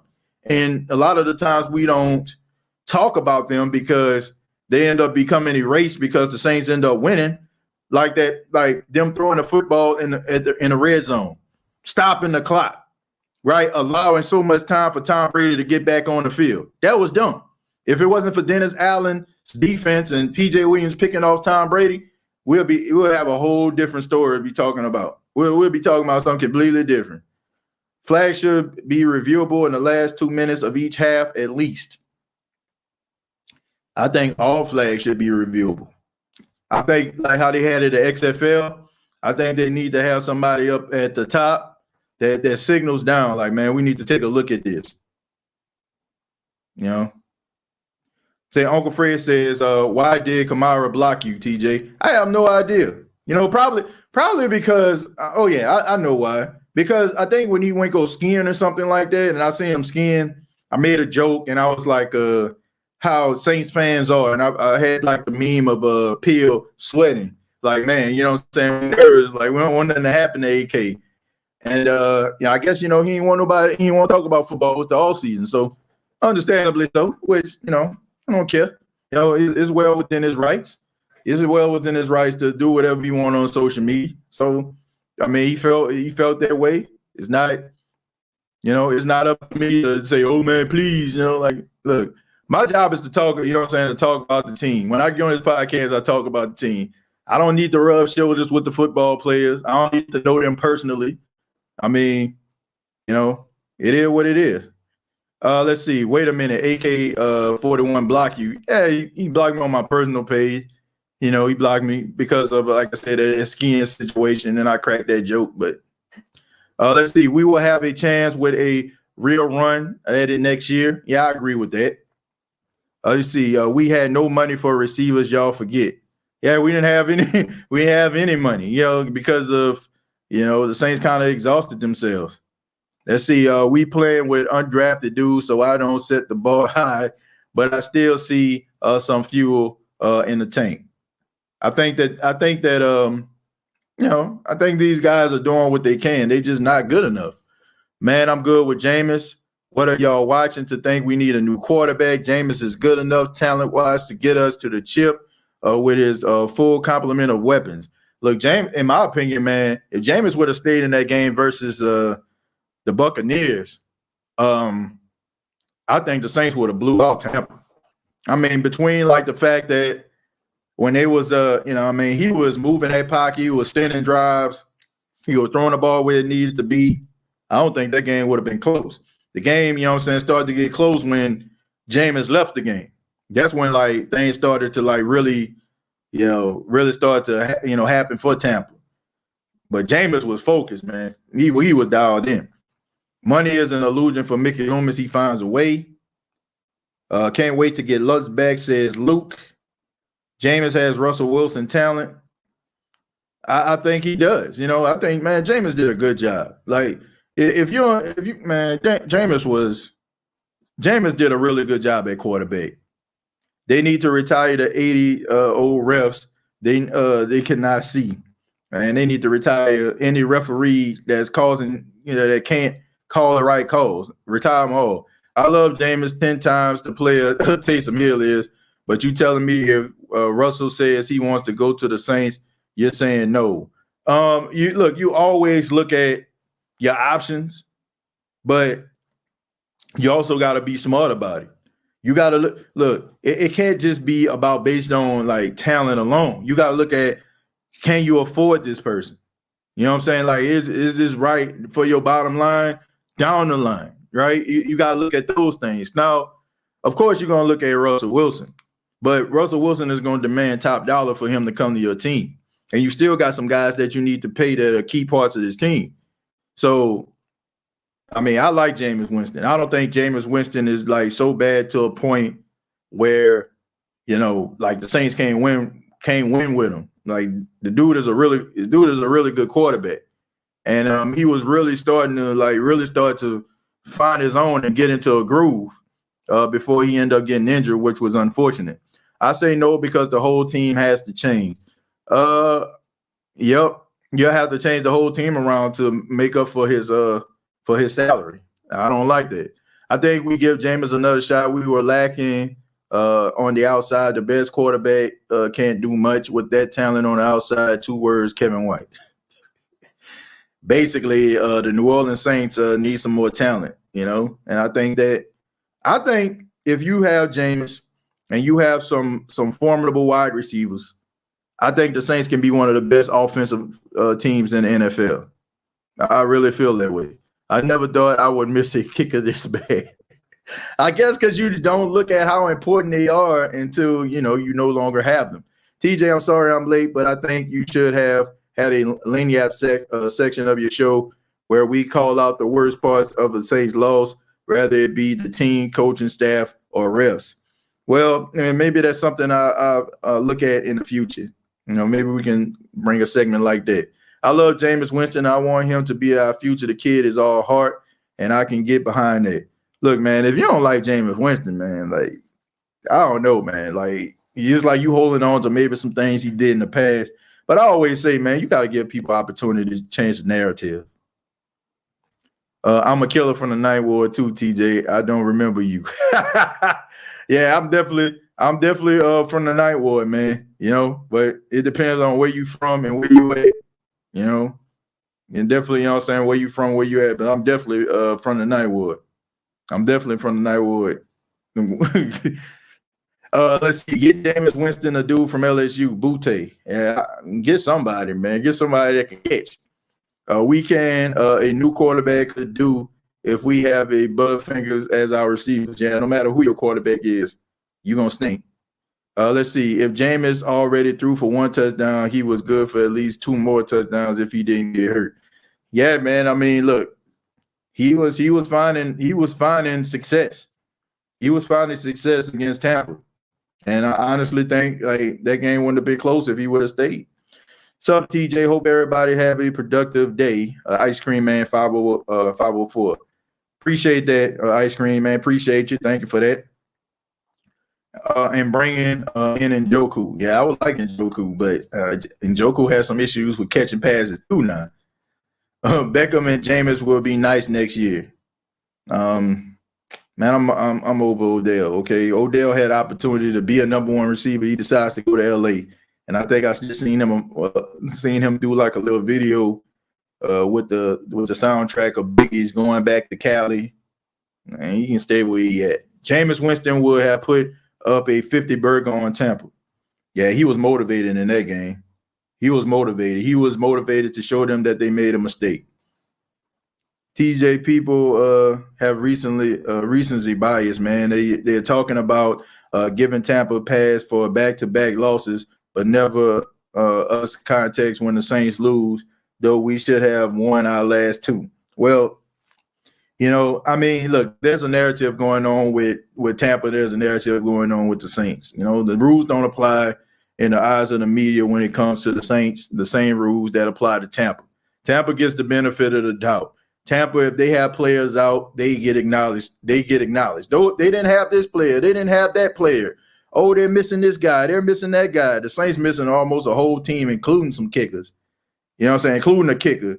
And they don't get the benefit of the doubt because, like I said, the Saints don't fit into their narrative. You know, they don't want the Saints to be good. So as the Saints are having some difficulties, they happy about that because the Saints don't fit into their category because the Saints aren't an appealing team, okay?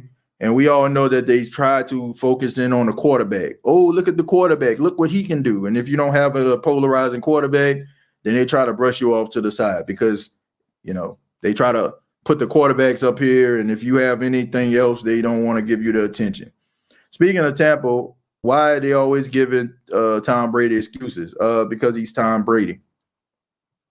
TJ, I am also a killer from the Night Ward, and I don't know you either. Well, I ain't never killed nobody. Okay, I ain't never killed nobody. So just because you're from the Night Ward doesn't mean that you are a killer. You know what I'm saying? Like, that's just a reputation. All I'm saying is, you know, if you stayed there, you can't just be no pushover.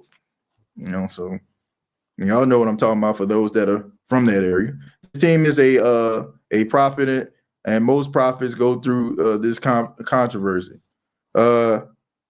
Look, this team is going through a transition. I want to say, look, one quarterback does not mean that your team is going through a rebuild. I don't feel like the Saints are going through a rebuild. The players that they were going to have this season, they don't have, or these players are getting hurt. It's a mash unit. Like, you can hit the mash soundtrack, the mash theme song for the Saints. You know what I'm saying? Like, it's hard. TJ, we need Tommy Lee Jones back, right? Tommy Lee Jones, or who we talking about here? Tommy Lee Jones, the actor, or Tommy Lee Lewis? Tommy Lee Jones, have we ever had him? I agree. Like, if we talking about, you know, from Men in Black to use that neuralizer, you know what I'm saying? So we can have the flash so we can not remember the last 2 weeks. I agree with you on that. We definitely need Tommy Lee Jones for that. Yannick says, you from the Night Ward, you come out the womb with a body to your name. Oh man, look, there's a lot of stereotypes, man, about the Night Ward. Just because you're from the Night Ward don't mean that you actually, you know, that you actually hurt somebody. You know, like, shoot. I mean, it can be a rough place, but they got some solid people that came from the Night Ward, man. They ain't got no body on them. Hoodie game on point. Appreciate that, Devin. Appreciate that, man. Appreciate that. Let's see. We are miss our best players at full position: wide receiver, kicker, quarterback, and running back. Yeah, I mean it's rough for the New Orleans Saints. Let me see. Shout out to Hollywood. Yeah, man, that's way uptown. That's way uptown, man. That's past Martin Luther King Boulevard right there, man. You know, around Holly Grove, Eagle Street and Holly Grove and all that kind of stuff. Rest in peace to Reverend Sister Spriggins, man. They used to stay in that Holly Grove area. They were one was, you know, a preacher, he was the associate pastor of the church, alongside my grandfather was the pastor and his wife. And when Reverend Spriggins died, like in the early 90s, my grandfather took it upon himself to go and get his wife, who stayed in Holly Grove, you know, every Sunday to bring her to church. And, you know, also, like, when she got older, she got sick, we used to travel out there every fourth Sunday to give her a communion. I remember, like, doing that with my grandfather, and we used to always travel out there, man. So if I'm not mistaken, I think she did stay on Eagle Street, but they stayed there for a long time, man. Long time, man. Beautiful people. Definitely miss them every time I think about them. Two of the sweetest people I ever seen in my entire life, man. So rest in peace to both of them.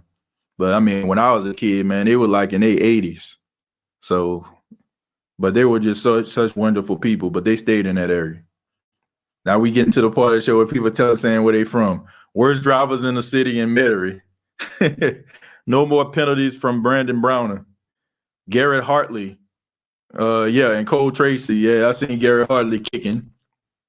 I'm going to try to see if I can get Garrett Hartley on the show. TJ, despite all who we're dealing with and missing, Vegas had us as a 3-point favorite against the Titans. Goes to show you what Vegas really thinks of how good we are.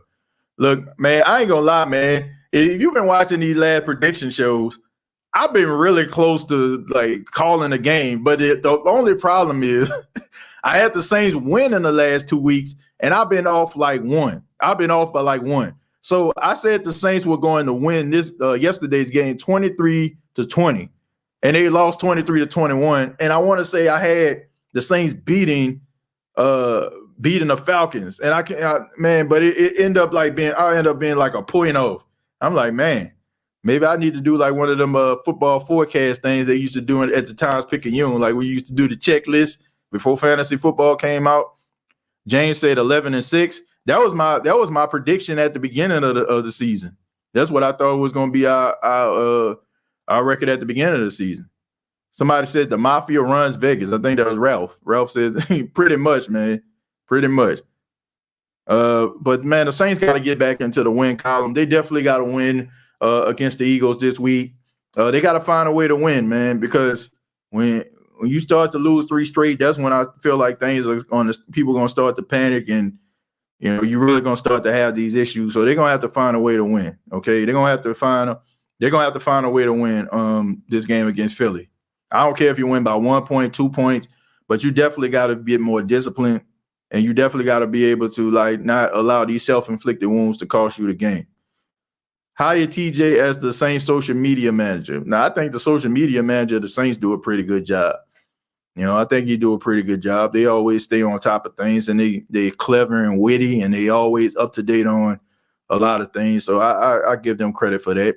Hey, TJ, everything you say was on point, but with all the bad football we played, the Harris play killed us. Yeah, man. Deontay Harris, who's a really good player, fumbling that football, man, that was tough. But I mean, he makes better plays than not. It was just unfortunate. I'm not going to chew out Deontay Harris, man. It was a tough play, him fumbling the football, but man, we all know how special that dude is. Teddy Two Gloves with 0 effort on that interception returned by Slay. TJ, we need Brandon Browner back, right? We need Brandon Browner back. Hell no, to the no, hell to the no. That's my answer for that. Derek, I think everyone Saints fan was born in charity. I wasn't born in charity. I was born at United Medical Center on St. Claude. That's why I was born, United Medical Center. That's why I was born. I don't think none of my siblings. I think my big brother EJ was born in United Medical Center. I was born in United Medical Center, which is no longer a hospital, by the way. And my brother Sam was my brother Emmanuel was born in Vicksburg. He was born at Vicksburg Hospital. My brother Sam was born at United Medical. I was born at United Medical. And my sister was born at Methodist. None of us were born in Charity Hospital. None of us were born. Yeah, but I was born on St. Claude Street. That's where I was born at. Right down the street from Frederick Douglass High School, where I spent my freshman year. And not too far, probably about a mile away from my elementary school, which was B.M. Palmer. Or when I left, it was called Lorraine Hansberry. So TJ, I was talking about all us old heads. Oh yeah. Cause my mom, she was born in Mississippi. My mom was born in Vicksburg. She was born in Vicksburg. I think they moved to New Orleans 1965 or 66 or something like that, right before my Uncle June was born, who's 2 years younger than my mom. I was born in Truro.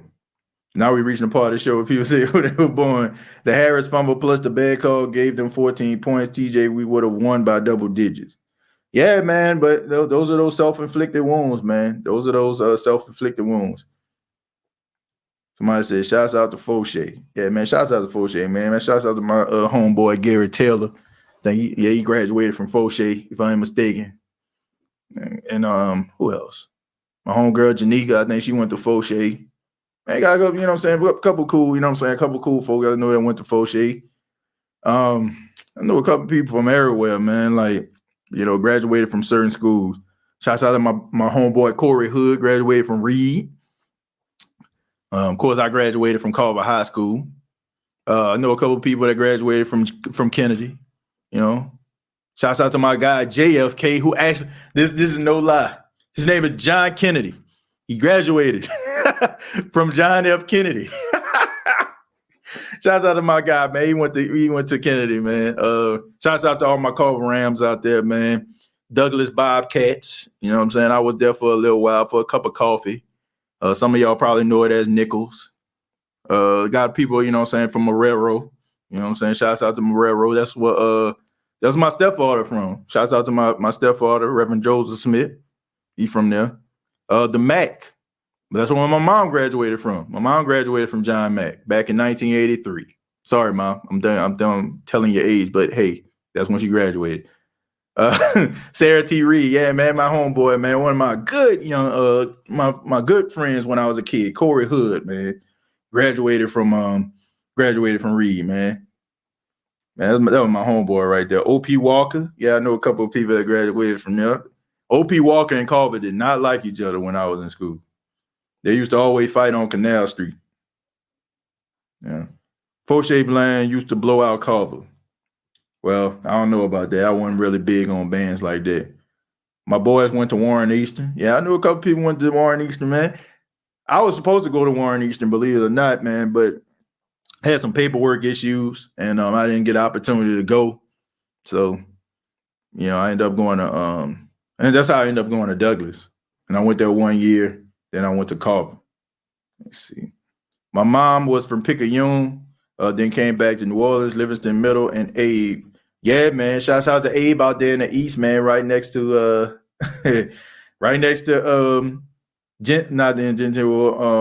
Lake Forest Mall. Lake Forest. Not that far from there. Lake Forest Mall, man. Yeah, I know, man. We taking trips down memory lane now. We really telling on ourselves now. Really telling on ourselves because some of these places ain't even there no more. Oh, man. Let's see. Everywhere I tried to bait TJ into playing in the Hell to the No song. Yeah, man. Okay, one more time for old time. Hell no, to the no. Hell to the no. That's how I feel about Brandon Browner. And that's how I feel about Taysom Hill being a starting quarterback when you need him to do other things. That's how I feel about it. Yeah, next to Greater St. Stephen's. Yep. Shouts out to Paul S. Morton. I never been to Greater St. Stephen's. I knew where it was. I just never been there. Never been there. Yeah, it was next to Greater St. Stephen. We got the AUG up here. Some of my buddies went to St. Aug. All they talked about was the Big Purple. Man, shouts out to St. Aug. Man, I have to say, man, some of the coolest dudes I know went to St. Aug. Like I like you would think, you paying for school, Catholic school, you would think like they have like this level of arrogance. But every dude I ever met that went to St. Aug, mad cool. Like I don't think I ever met a dude that went to St. Aug that was like a jerk or something like that. Like every dude I ever met that went to the Aug always been mad cool. You know what I'm saying? Like they carried themselves like with this level of confidence, but it wasn't like, you know what I'm saying? Like this is level of arrogance. Like it was all, it wasn't like they so arrogant. It was like, they were just solid dudes. You know what I'm saying? Solid dudes. I went to Fanny. We couldn't stand live. Yeah, Fantasy Williams. Yeah, I remember them. Shouts out to my cousin Darren. Went to Gregory. Yeah, he went out there to Gregory, man. Shouts out to him. Let's see. We need to cut Laddie Daddy and sign Jason David. All right, man. Now we reaching the part of the show where we just trolling each other. But we about to get off here, man. I'm gonna read a few more comments. Then I'm just gonna go ahead and do some other things I need to do here at the radio station. Taysom should be new quarterback, dual threat style like Ravens do. Mark, I guess you fall into the category with the last Saint. I'm gonna have to say I just disagree. I mean, Mark, you've been carrying that bloodstained banner since the beginning, but at least you're respectable about it. I'm gonna disagree because I feel like Taysom. Look, it'll be one thing if Taysom wasn't so instrumental to what they do offensively. Then I'm like, okay, fine. But if we looking at the pecking order, then he should be the backup quarterback. If we looking at the pecking order, but the Saints are so anemic offensively, you can't afford to have him as a starter. So it's unfortunate for him, but I still feel like when it comes to throwing the football and stuff like that, I mean, look, the only thing I can say about Trevor Siemian is that he's a statue. You know what I'm saying? But I mean, he can't run out of the pocket. He has very little escapability. But as far as throwing the football where it needs to be, I think he does an okay job. And then, what do you expect? Like, I want people to understand this. I know I'm back on this, but it is what it is. Do you expect your backup quarterback to play better than your starting quarterback? If he plays better than your starting quarterback or to the level of your starting quarterback, he would be a starter. Rather, he would be on your team or somebody else's team. So, of course, Trevor Siemian is not going to be able to do some of the things that Jameis does or Taysom does. He's a backup quarterback. I mean, if that was the case, he would be started. I went to Livingston Middle back in the day. Yeah, I know a few people that went there. TJ, I was born in Meadowcrest, grew up in Algiers, used to go to Landry and Walker games just to watch the cheerleaders fight up to the game. Everybody wanted a St. Mary girl. Yeah, that's true, man. That's true. That's true. Everybody used to go on Chef, you know what I'm saying? Get yourself a St. Mary girl. But let's see. Yeah, but I gotta go ahead and go, man. I gotta handle some business. But thank y'all so much for checking out the State of the Saints podcast. Really do appreciate it.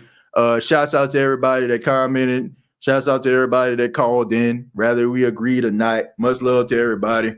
You're entitled to your opinion. Just keep it respectfully. Shouts out to all those in the comments, those that make the show what it is. The show is brought to you by Manscaped.com and also DraftKings.com. Manscaped.com, use the promo code State of Saints. And also you can go to DraftKings.com, use the promo code SOTS. You deposit $1 and a chance to win a $100 credit if any team scores on Thanksgiving. Once again, SOTS. Appreciate you all. We'll be back later on in the week to talk Saints football and getting you all prepared for the Saints Week 11 matchup versus the Philadelphia Eagles. Till next time, all I got to say is